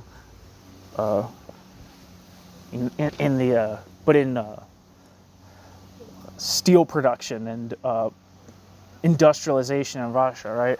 So this kind of this political critique of Stalinism, which is devoid of economic critique, right? As if the mass industrialization of the Soviet Union was not steeped in very, very extreme deprivations on the part of the working population that were not voluntarily assumed, but forced upon them. This kind of idea is Stalin period, the revolution from above, and war communism, while unpleasant, were really progressive in some kind of capacity. There's kind of obviously the new economic policy is not like an ideal or something like that. But I think that like when people like really that's I think there's a problem with like comparing it negatively to war communism and Stalin's so-called left turn. One of the other things that I was thinking about is that what the hell was I thinking about? Oh yeah, especially when you consider that most of the population, 80% of the population of the Soviet Union at the time of the revolution was peasantry. The fact that the productive life of war communism was based on forcing food away from a very hungry peasantry, a very economically devastated peasantry with a gun, at the point of a gun, is in some sense like constitutes anything approaching communism is fucking bananas. What was the other thing I was thinking of? Oh yeah.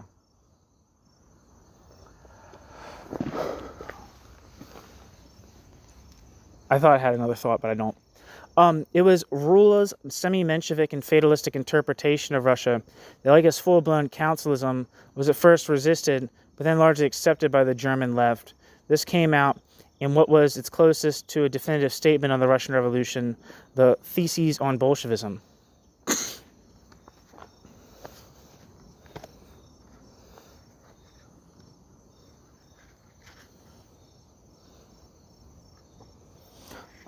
It doesn't seem like it's going to say here, but the Theses on Bolshevism was written by Helmut Wagner.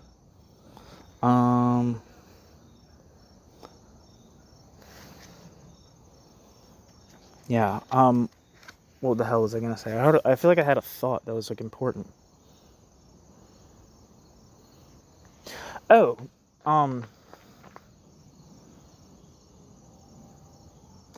the idea that Russia was not ripe on its own for socialism is not something that's particularly Menshevik in orientation. In fact, this idea that you can just arbitrarily create a socialist revolution on the basis of a very, very limited level of capitalist development and an agricultural situation in which there was barely, if any, serious market dependence on the part of the peasantry is crazy, right? The idea, for instance, of like the negation of the negation is based on the idea of expropriating private property that has been concentrated into small hands. Not the expropriation of private property is held in like the hands of millions of small peasant farms. It's not the idea of the whole,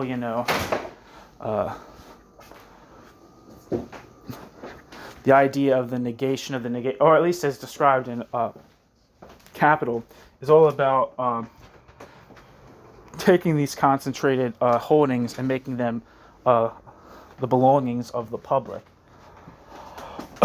which is kind of the basis for communism, right? I don't think there's something particularly conservative or social democratic about acknowledging the unripeness of a particular socioeconomic configuration, considering a certain or very particular socioeconomic formation as being unripe for serious democratic socialist development, or democratic communist, if you prefer those words.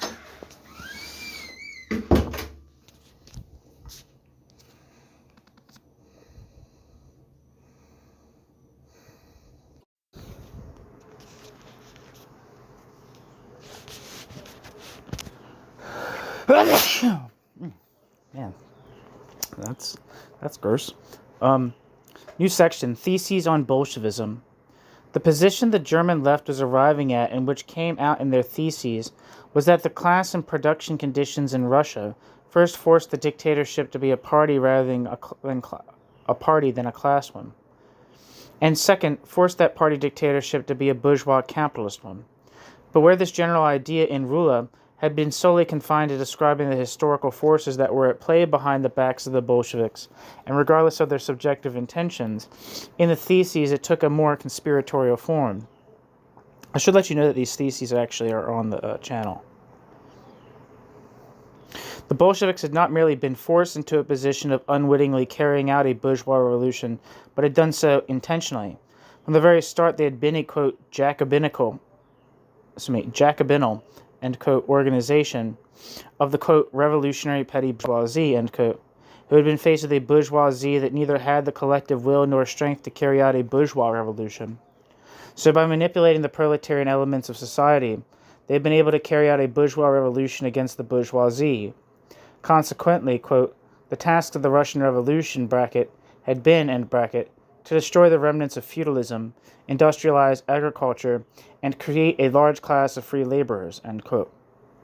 But despite this rather conspiratorial element of the theory of the German left, they escaped arguing that if the revolutionary proletariat had just realized that in the true nature of the Bolsheviks, they could have avoided the fate that was awaiting them. Rather, the fact that the Bolsheviks had taken the form of revolutionary bourgeoisie was precisely because of the backwardness of Russia, and the consequent development had been inevitable. It was this notion of the Bolsheviks taking the role of the bourgeoisie that allowed them, like Rula had done, to avoid seeing Stalin's, quote, left turn, end quote, as a step in the right direction, and instead they saw it as an attempt by the Soviet state to master the contradictory tension of the two forces it had been riding. A, quote, Bolshevistic, bureaucratically conducted state economy, end quote, based on a regimented terrorized proletariat, and the peasant economy which, quote, conceals in its ranks the private capitalist tendencies, end quote, of the economy. Or in other words, not as with Trotsky's left opposition, a tension between the socialist and capitalist sectors, but between the state capitalist and the petty capitalist sides of the economy. So like the Russian left communist current, the German left was to end up characterizing Russia as state capitalist, or as they called it, quote, state production with capitalist methods, end quote. Whilst the commanding heights of the economy were bureaucratically conducted by the Bolshevik state, the underlying character was essentially capitalist. This they grounded by arguing that, quote, it rests on the foundation of commodity production, it is conducted according to the viewpoint of capitalist profitability. It reveals a decidedly capitalist system of wages and speed-up. It has carried the refinements of capitalist rationalization to the utmost limits, end quote. Furthermore, the state form of production, they argued, was still based on squeezing surplus value out of the workers, the only difference being that, rather than a class of people individually and directly pocketing the surplus value, it was taken by the, quote, bureaucratic parasitic apparatus as a whole, end quote, and used for reinvestment, their own consumption, and to support the peasants. These arguments were a statement of the classic state capitalist case. Russia was capitalist because all the categories of capitalism continued to exist, only with the state appropriating the surplus value and the bureaucrats playing the role of capitalists. And in keeping with the notion of state capitalism postulated by Marx and Engels, they ended up grasping it as a higher stage of capitalism, as they argued, quote, the Russian state economy is therefore profit production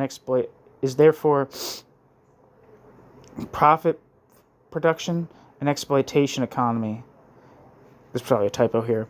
It is state capitalism under the historically unique conditions of the Bolshevik regime, and accordingly represents a different and more advanced type of capitalist production than even the greatest and most advanced countries have to show, end quote. However, the problems with grounding the accusation of state capitalism on the basis that all the capitalist categories continued to exist soon became apparent. To say that production was oriented to capitalist profitability seemed questionable, when the immediate aim seemed to be the production of use values, particularly of means of production with no concern for the immediate profitability of the enterprise.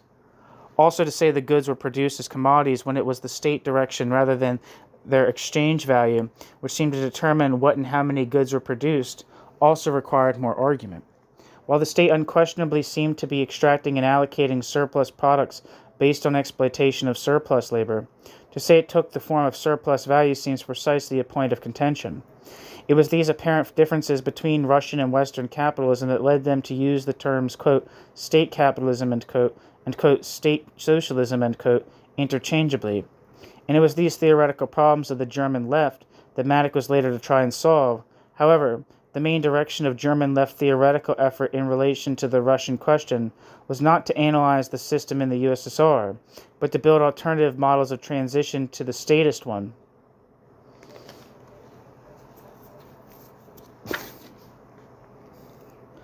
They identified as responsible for the Russian disaster.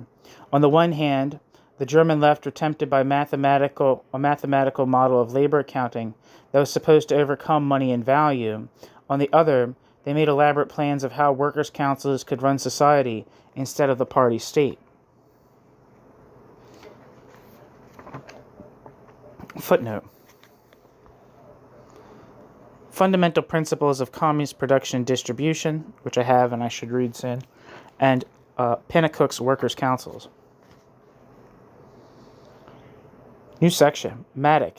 It's capitalism, Jim, but not as we know it. Seeing his role as one of continuing the German Council Communist tradition and preserving the German Council Communist tradition's insights, Matic first made explicit what had been implicit in the German Council Communist assessment of Bolshevik policies. See Matic's Anti-Bolshevik Communism and the book Marxism, Last Refuge of the Bourgeoisie. End footnote. Recognizing that Leninism was merely a variant of Kautsky's social democracy, Matic made it clear that the Bolshevik conception of socialism was from the very start different from, and in opposition to, the one coming out of the councilist left. The reality of what Russia turned out to be was not merely a reflection of the particular historical circumstances it was faced with, but was embedded in the very ideology of the Bolsheviks. The essentially Second International ideology had seen the fundamental contradiction of capitalism as consisting in it being, on the one hand, an anarchic system in which the law of value regulated the market, quote, behind people's back, end quote, and on the other hand, having a tendency towards the socialization of the productive forces and the development of more and more centralized planning and control. Socialism was thus seen as the rational solution to this anarchy through the appropriation by a workers' party of the planning and centralization that capitalism was itself developing. Matic, following the councilist tradition, saw this statist vision as having entirely lost the perspective of socialism as the abolition, by the workers themselves, of the workers' separation from the means of production, of the abolition of the capital-labor relation, and their consequent ability to control the conditions of life, to establish a society based on the free association, of producers, as Marx had called it. It was this perspective that allowed him, Matic, like previous left communists, to say that the Bolsheviks, by taking the means of production into the hands of the state, had not achieved socialization, but only the, quote, nationalization of capital as capital, end quote. Ownership by government rather than private capitalists. It was in this way that he, against Trotsky and Stalin, can make the obvious point that the means of production were not controlled by society as a whole, but still existed vis-a-vis the workers as alien capital. And as such, Russia had not abolished the capital-labor relation fundamental to capitalism. However, while this point was important, it was not enough proof in Marxian terms of the existence of capitalism. The question remained, how did the system operate? What was its driver regulating principles? What laws governed it? And on these questions he was orthodox enough a Marxist to accept that complete statification of the means of production was a modification of capitalism with serious implications for the validity of fundamental value categories. Specifically, the problem consisted in to what extent the law of value still governed the economy in Russia. As Marx had argued, one of the main defining characteristics of capitalism is that the market is governed by the law of value. This means that instead of having a system in which production is consciously planned so as to meet people's needs, we have a system in which these needs are only met indirectly through the exchange of commodities on the market, and the only regulatory principle on the market is that of supply and demand. Against the previous left communist tendency to classify Russia as state capitalist without trying to ground it in the categories of value, Matic even made the further point that, quote, to speak of the law of value as the, quote, regulator, end quote, of the economy, in the absence of specifically capitalist market relations, can only mean that the terms, quote, value and, quote, surplus value are retained, that they express no more than a relation between labor and surplus labor, end quote. Paul Matic.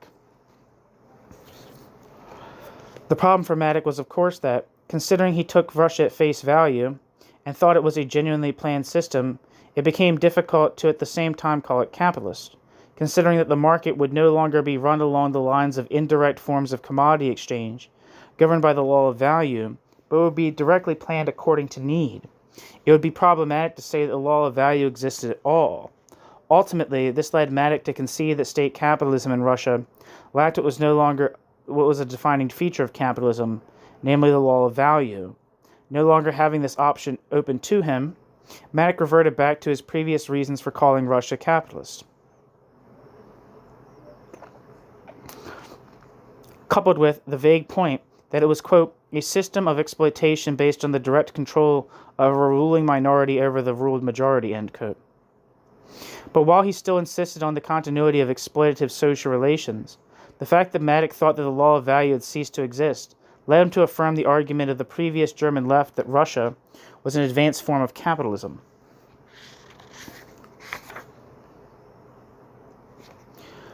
That even to the extent that it had overcome some of the main problems of private property capitalism, namely competition crises, and as a result of the consequent stability, to some extent class antagonisms. The notion that Russia could not have a problem with crisis sounds ironic today. There's also the further irony that while the main point of Matic's book, on which it succeeded pretty well, was to attack the view, so prevalent in the post-war boom, that Keynesianism has resolved capitalism's crisis tendency. But a more pressing problem with his theory of Russia lies exactly with what he set out to prove, namely that Russia, despite its apparent differences from Western capitalism, was still capitalist in Marxist terms. Although trying to say that what he was describing was just a change in the form of capitalism, from, quote, market to, quote, state planned, this was open to the objection that value relations such as those that occur through the market are not incidental, they are the very essence of the capital relation.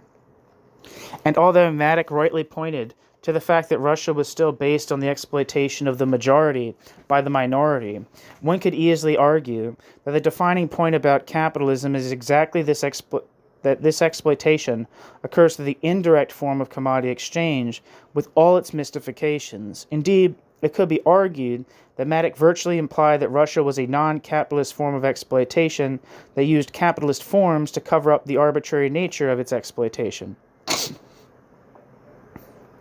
It is in the light of the major concessions to the differences between the state system and normal capitalism Matic was willing to make that critics would be justified in doubting the validity of the term at all. Hence, instead of solving the problem of the theory of the German left that led them to use the terms, quote, state capitalist and, quote, state socialist, end quote, interchangeably, he merely exposed them. In a 1991 interview, his son Paul Matic Jr. speculated that the collapse of the USSR might have indicated that his father was wrong, and, quote, whether it wasn't a mistake of all the people, members of this ultra-left current, among them who I would include myself, to think of the Bolshevik form, the centralized state-controlled economy, as a new form, which we should think of as coming after capitalism, as representing, say, a logical endpoint of the tendency to monopolization and centralization of capital, which is a feature of all private property capitalist systems. Instead, it seems to really have been a kind of preparation for capitalist development, a pre-capitalist form, if you want, end quote, Paul Matic Jr. This is exactly what the leading thinker of the Italian left had argued.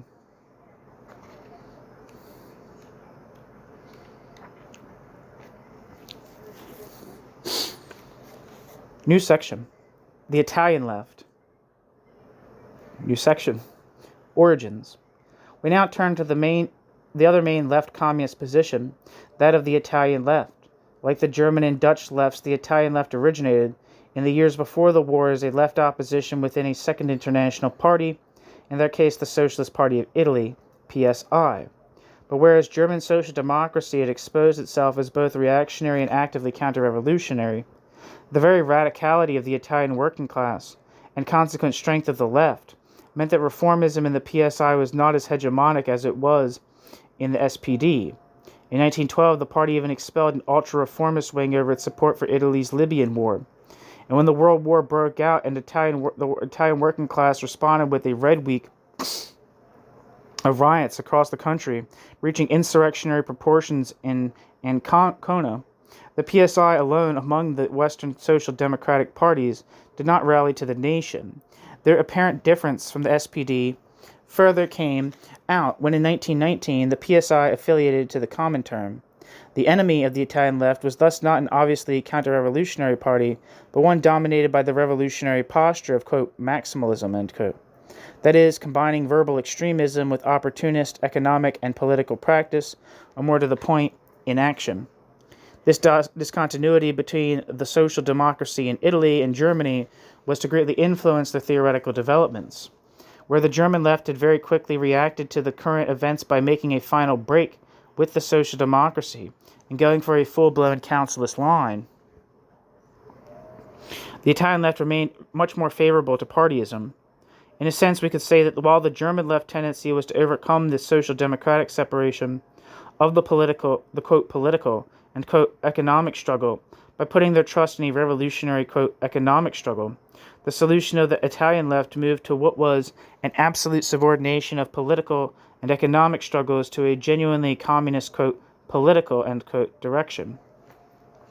The determination to decisively politically break from all reformism developed in the context of Italy's experience of the revolutionary wave, the Biennio Rosso, Red 2 years. This was a period in which workers set up factory councils, poor peasants and demobilized soldiers seized land, and where demonstrations, street actions, rioting, strikes, and general strikes were regular occurrences. From the summer of 1919, when the state nearly buckled in the face of near-insurrectionary food riots and syndicalist forms of redistribution and counterpower, to the occupations of the factories in September 1920, revolution seemed almost within their reach. However, instead of taking an active part in the revolutionary wave, the PSI and its linked unions refused to act and at times even actively sabotaged the class struggle. However, where the German left had reacted to similar occurrences by breaking with the SPD and identifying with the council movement, the reaction within the Italian party was, on the one hand, the abstentionist communist fraction around Bordiga struggling to eliminate the reformists from the party, and on the other hand, the L'Ordine Nuovo, centered around Gramsci and oriented to councils, but who saw no need to break from the, quote, maximalism, end quote, of the PSI. The adequate basis for the break with, quote, maximalism, end quote, was finally provided when, in the context of this intense class struggle, the Italian PSI delegates, including Bordiga, went to the Second Congress of the Comintern in mid-1920. Key to this Congress is the setting of 21 conditions for membership of affiliating parties. Although Bordiga's group had to renounce their abstentionism, the overall target was the, quote, centrist, end quote, and opportunist tendencies of the PSI. Seeing that the overall tendency within the Comintern was in their favor, Bordiga even managed to beef up the disciplinary measures so that complying with the directives given by the Comintern was a condition for affiliation. Consequently, the Second Congress turned out to be massively helpful to them in their battle with the center/right, and as such their attempts to forge a genuinely revolutionary communist party in Italy. They came away strengthened in their fight with the PSI by Lenin's authority, and felt that their fight for a revolutionary party was in convergence with the Bolsheviks. Consequently, the idea is beginning to emerge within the German left that Bolshevik prescriptions for the Western proletariat were not necessarily appropriate, that there might even be a contradiction between Bolshevism and revolutionary politics, and the good of the world revolution was being sacrificed to the national needs of the Russian state, not only failed to resonate with the Italian left, but quite the opposite seemed to be the case. With this reinforcement from Moscow, the Italian left finally made their break with the PSI. This was prompted by the movement of factory occupations that exposed the bankruptcy of the PSI and the CGL unions. As a wage dispute by members of the Metal Workers Union developed into a massive wave of factory occupations, and everybody could see that the situation was critical and had moved beyond economic demands, the PSI and the unions responded by exposing their absolute inability to act for revolution. Instead of taking any revolutionary initiative, the PSI passed the bug to the CGL, who had a vote on whether to go for revolution or not. The outcome was 409,000 for revolution and 590,000 against. But where the break from social democracy had led the Germans to a full-blown councilist approach, in Italy the defeat of the factory occupations also marked the end of the councilist approach of Gramsci's New Order group. Bordiga's analysis on the need for a principled break with the PSI's, quote, maximalism, end quote, was now accepted by nearly all revolutionaries in the party, and in early 1921 they formed the Communist Party of Italy under Bordiga's leadership. However, the coming together of the communist elements came too late. Not only was the Biennio Rosso a failed revolution, but a fascist counter-revolution was on the cards. With the tacit support of the democratic state, fascist squadrista moved from their rural strongholds to attack workers' neighborhoods and workers' organizations. Although communists and other workers formed armed detachments to fight back, the sort of working-class reaction that in Germany defeated the Kapp Putsch did not materialize, and by the end of 1922, Mussolini was in power. Revolutionary setbacks, however, were not just confined to Italy, but was a general international phenomenon. But instead of recognizing this as being the result of social democracy, or the failure of these parties to lead the struggle in a revolutionary direction, as the Italian left saw it, the Comintern responded by imposing its policy of a, quote, united front, end quote. For Italy, the, quote, united front, end quote, line meant demanding the PCI fuse with Sorati's PSI, only asking that it first expel its right wing around Turati. For Bordiga and the PCI, after their hard-fought battle to disentangle themselves from the pseudo-revolutionary maximalism of Sorati, the demand they unite with him was anathema.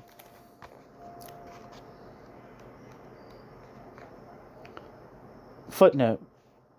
When a fusion was eventually forced through the PSI, demoralized by fascism, only comprised 2,000 members, confirming the Italian left argument that it was an exhausted tradition.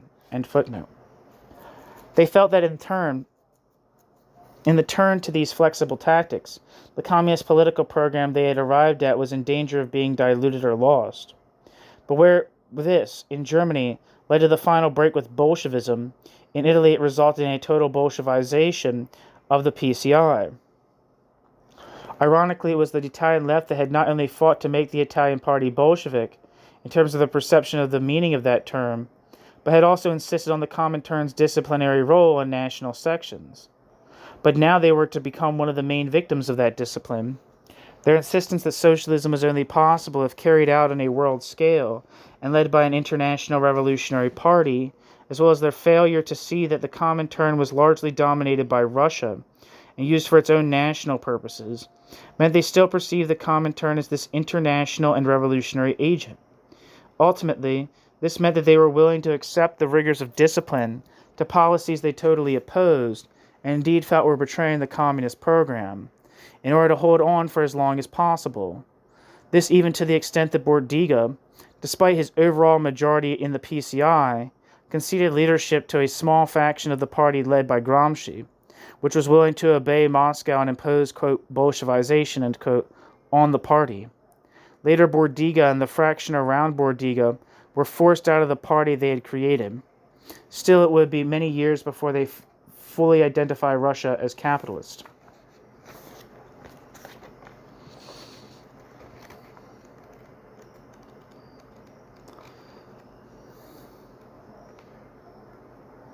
Footnote. Bordiga, either imprisoned or under surveillance by the fascist police, withdrew from politics at this time. The banner of the Italian left was upheld by the fraction in exile in Belgium and France. End footnote.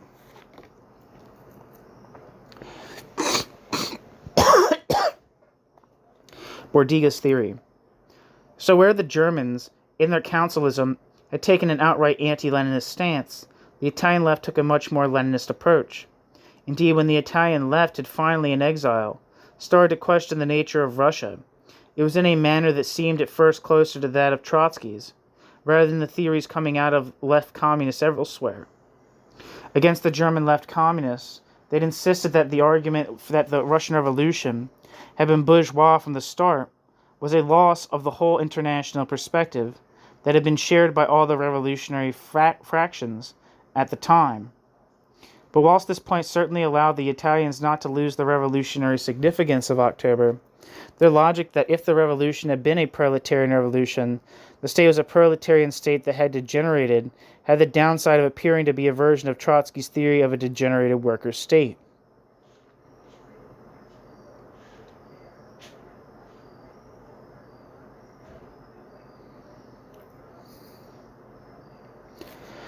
The quote Leninist end quote side of the Italian left became especially clear with Bordiga when, in his attempt to gain understanding of the nature of Russia, put great emphasis on the very text that Lenin had used to attack the Russian left communists, namely the Tax in Kind pamphlet. By returning to the agrarian question, Bordiga bypassed a lot of state capitalist concerns. Looked at economically, he argues, Russia did not have the requisite for socialism or communism, and the tasks that faced it were bourgeois tasks, namely the development of the productive forces, for which resolving the agrarian question was essential. However, the war that Russia was part of was an imperialist war that expressed that the capitalist world as a whole was ready for socialist revolution, and Russia had not only a proletariat who carried out the revolution, but a proletarian party oriented to world revolution had been put in power. Thus, on the quote primacy of the political end quote, October was a proletarian revolution. But insofar as Bordiga assumed that, economically speaking, there was no other path to socialism than through the accumulation of capital, the role of the proletarian party was simply to allow, but at the same time keep under control, the capitalist developments necessary to maintain social life in Russia. Ironically, however, it was exactly in emphasizing Lenin's notion that capitalism under workers' control of the party was the best Russia could have, that Bordiga could go beyond not only the Trotskyism, but the Italian left theory of Russia had initially seemed close to, but more importantly maybe, the theory of the German left.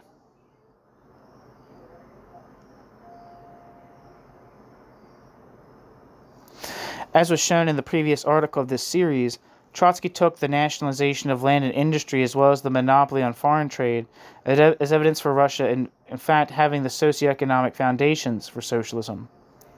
Hence his notion that the revolution was congealed in, quote, property forms, end quote, and relying on Preobrazhensky's contrast between what he saw as the, quote, law of planning, end quote, and the state sector versus the law of value of the peasant sector. Trotsky argued that one of the main obstacles that had to be dealt with before arriving at socialism proper was the capitalist features of the peasant sector. As such, he argued that Russia was a more advantaged socialistic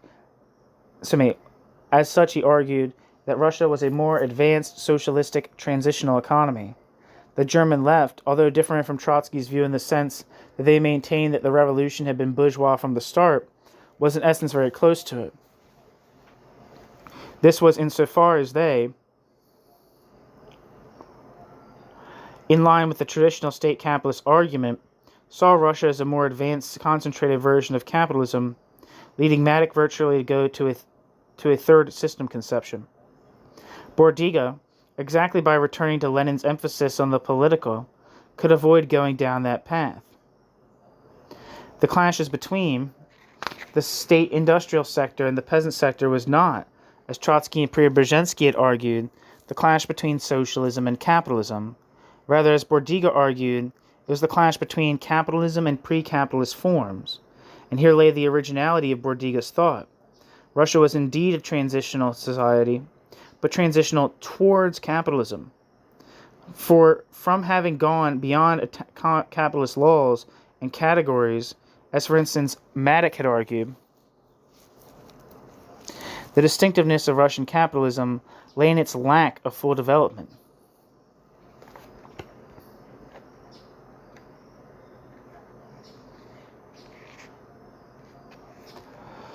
This was grounded on Russia's peripheral status versus the core capitalist economies. In a period when world capitalism would otherwise have prevented the takeoff of the capitalist mode of production, preferring to use underdeveloped areas for raw materials, cheap labor, and so on, Russia was an example of just such an area that through extreme methods of state protectionism and intervention secured economical development and as such prevented the fate of being assigned a peripheral status on the world market.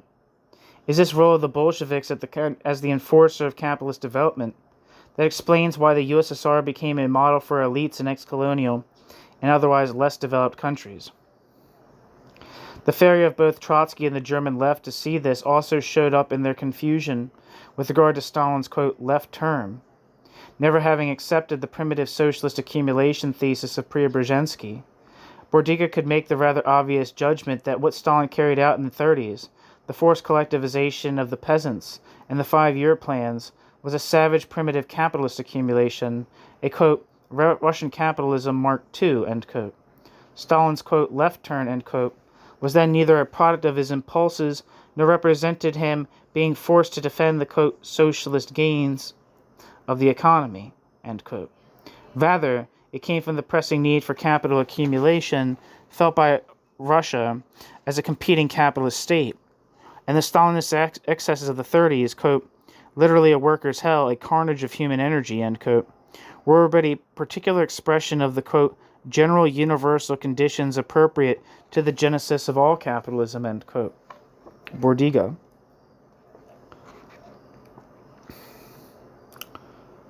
Quoted in Kamat's Community and Communism in Russia.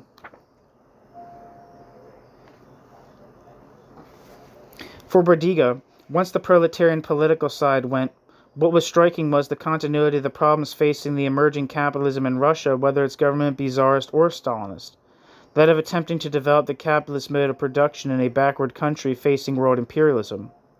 In 1953, Bordiga states, quote, the economic process underway in the territories of the Russian Union can be defined essentially as the implanting of the capitalist mode of production in its most modern form and with the latest technical means in countries that are backward, rural, feudal, and Asiatic Oriental, end quote.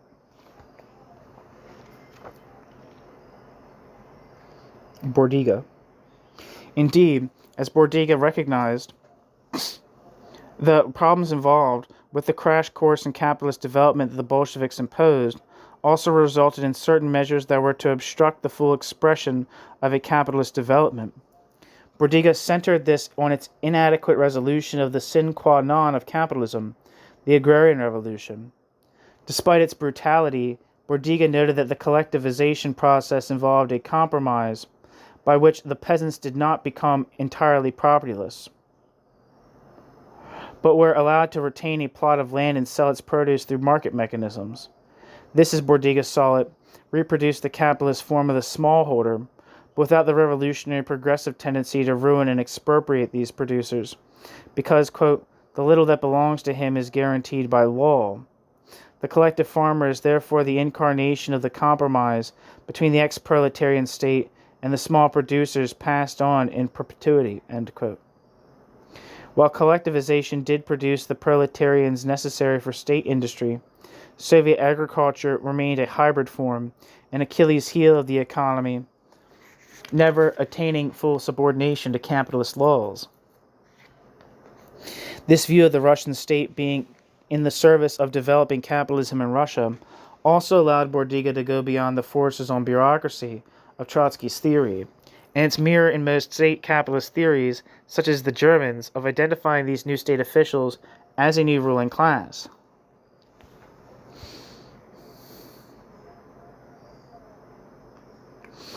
Bordiga felt that the obsession with finding individual capitalists or substitutes for capitalists had lost Marx's understanding of capital as above all an an impersonal force. Bordiga felt that the obsession with finding individual capitalists or substitutes for capitalists had lost Marx's understanding of capital as above all an impersonal force. As Bordiga said, quote, determinism without men is meaningless. That is true, but men constitute the instrument and not the motor, end quote. Bordiga.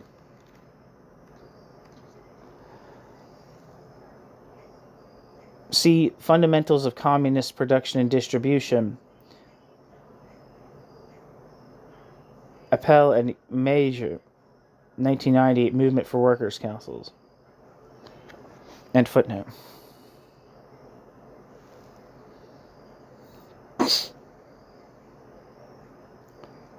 Such a point also applies to the state. As Bordiga argued, quote, is not a case of the partial subordination of capital to the state, but of ulterior subordination of the state to capital, end quote. State despotism in Russia was at the service of the capitalist mode of production, pushing its development in areas that resisted it. However, a weakness of Bordiga's analysis was that whereas Bordiga looked under the surface of the Soviet claims about agriculture, Bordiga tended to base his views that the state sector was governed by the law of value simply on the appearance of forms like commodities and money, and ensconce claims that value exists under socialism.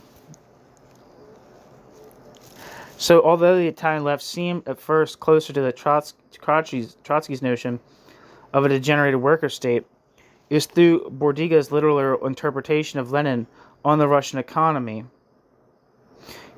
Bordiga could go beyond both Trotsky and the German left. New section, conclusion.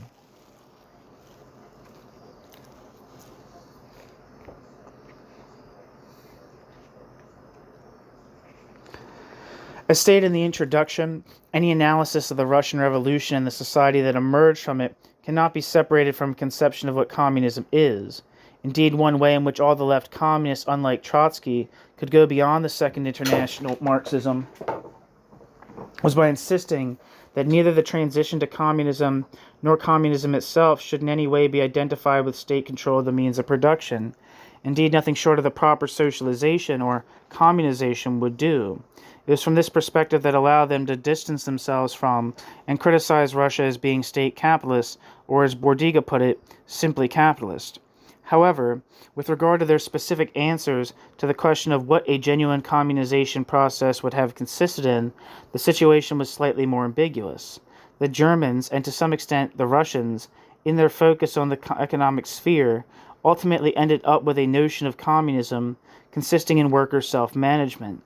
The important differentiation between capitalism and communism was correctly seen to lie in workers overcoming their separation from the means of production. The idea that was that only in the factory, only at the point of production, could workers overcome the domination maintained by bourgeois politics, cease to act as isolated bourgeois individuals, and act as a socialized force, as a class. This slipped into a factoryism which neglected the fact that the enterprise is a capitalist form par excellence, and that if the class is united, there it is united as variable capital.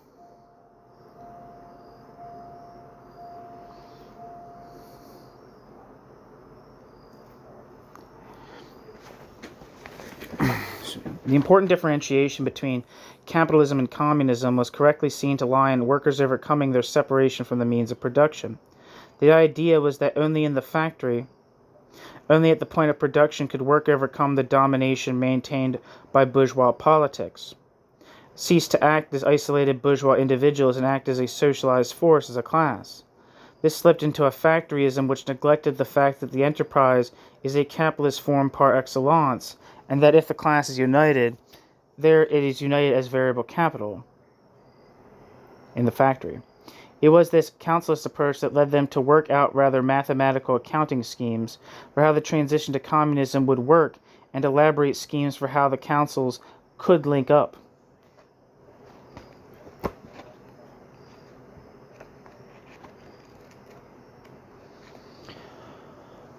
Footnote, see Dauvet, Leninism and the Ultraleft.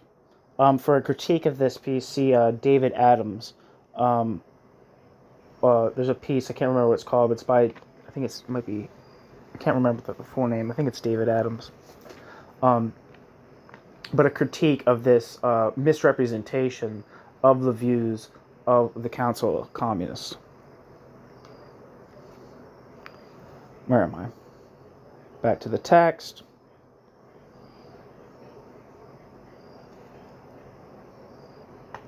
The problem with this self-management approach was, of course, that it seemed to imply that as long as the enterprises were managed by the workers themselves, it did not matter that capitalist social relations continued to exist. It is in this sense that the German left never managed to make a full break from the Second International Marxism's identification with the development of the productive forces and with the working class as working class. It was in this respect that the importance of the Italian left came out. In emphasizing the, quote, primacy of the political, end quote, they could take a more social and holistic standpoint. Communism was not just about replacing the party with the councils and state control with workers' control.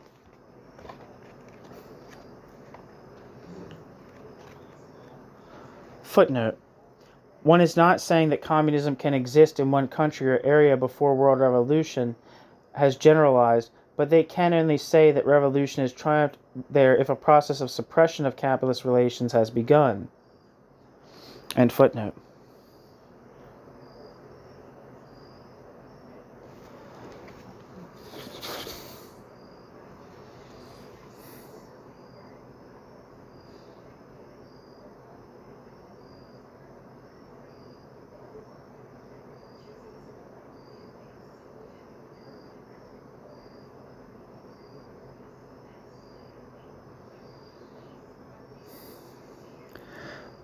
Communism, they argued, was not merely about workers managing their own exploitation, but about the abolition of wage labor, the enterprise form, and all capitalist categories. The fundamental question was not so much that of, quote, who manages, end quote, but about, quote, what is managed, end quote. That's a very good quote. The fundamental question was not so much that of, quote, who manages, end quote, but about, quote, what is managed, end quote. But whilst the German left's focus on the economic had led them into the self-management trap, one thing it did allow them to do was to emphasize the subjectivity of the working class as an agent of change. This notion of subjectivity was, if not entirely absent in the theory of the Italian left, then reserved only for the party. The absurdities involved in rejecting any notion of working class subjectivity became especially clear in the Italian left's assessment of Russia. There they argued communism could be represented in the correct political line of a ruling party managing a system of capitalist social relations, a ridiculously unmaterialist position, arguing that what mattered was not the social relations in a country, but the subjective intentions of those in power, a perfect justification for repression based on the notion that, quote, it was for their own good, they were massacred, end quote. And it was in this respect that the Italian left had not completely broken from the politicism/partyism of the Second International. Indeed, it was the blind spot in each theory that led to their mutual incomprehension. While the Italian left saw the Germans as nothing more than a Marxoid form of anarcho-syndicalism, the Germans in turn merely saw the Italians as a bunch of Leninists. But if the dogmatic sides of their respective theories merely served to push them further apart, it was ultimately the one-sidedness of their respective approaches that resulted in them not breaking entirely away from the dogmatism of the Second International. Whilst the Italian left had arrived at a more adequate notion of the content of communism, it was the German left that was to provide the form through which the emancipation could be reached. In different ways, both the German and Italian left communist currents managed to maintain a correct political perspective. While the German left emphasized worker self-emancipation, the Italian left provided a better angle on what communism would consist in. Yet in terms of a, quote, scientific, end quote, account of the kind of society developed in the USSR, both fell down. Footnote. Kamat has attempted to synthesize the positive sides of both theories by engaging in a detailed study of what Marx meant by the party. Kamat argued that this should not be identified with the traditional formal party associated with Leninism and social democracy. The, quote, party was in no way something external to the working class introduced to the working class. The quote, party was in no way something external to the working class, introducing the working class to a communist consciousness and organization the working class was incapable of generating by itself. Rather, the, quote, party should be understood as an expression of the class. its production of a communist consciousness of those people who identified with and tried to act for communism. Rather than in the Leninist vision, that where spontaneity and organization/slash consciousness originally opposed, Kamat returned to Marx's understanding that the party is something spontaneously generated out of the class. It was by relativizing this Leninist notion of the party form that Kamat could return to the notions of working class subjectivity or the German left, whilst at the same time adopting the more holistic standpoint of the Italian left. That is, he managed to overcome the dichotomy between the economic and the political, which had not only led to their mutual incomprehension, but more importantly, in this context, a very different perception of the nature of Russia, is by taking away the foundations on which the German and Italian left based their theories of Russia, that Kamat's discussion of the party form did have an indirect relevance for left communist theories of the Russian Revolution.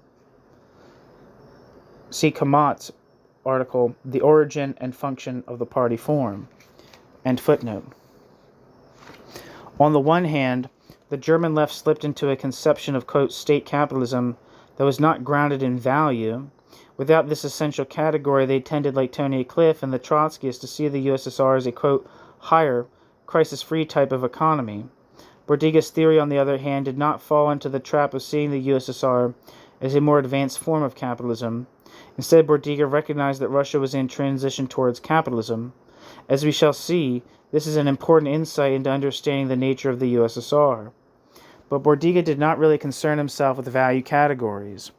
Bordiga largely assumed that the obvious signals of capital accumulation must be based on commodities, money, and wage labor, all playing the same role in the West. And if we are really to grasp the capitalist nature of the USSR, both before and since the fall of, quote, communism, end quote, we must, on the value question, provide a different answer than this. This will be explored in our final part of this article in the next issue.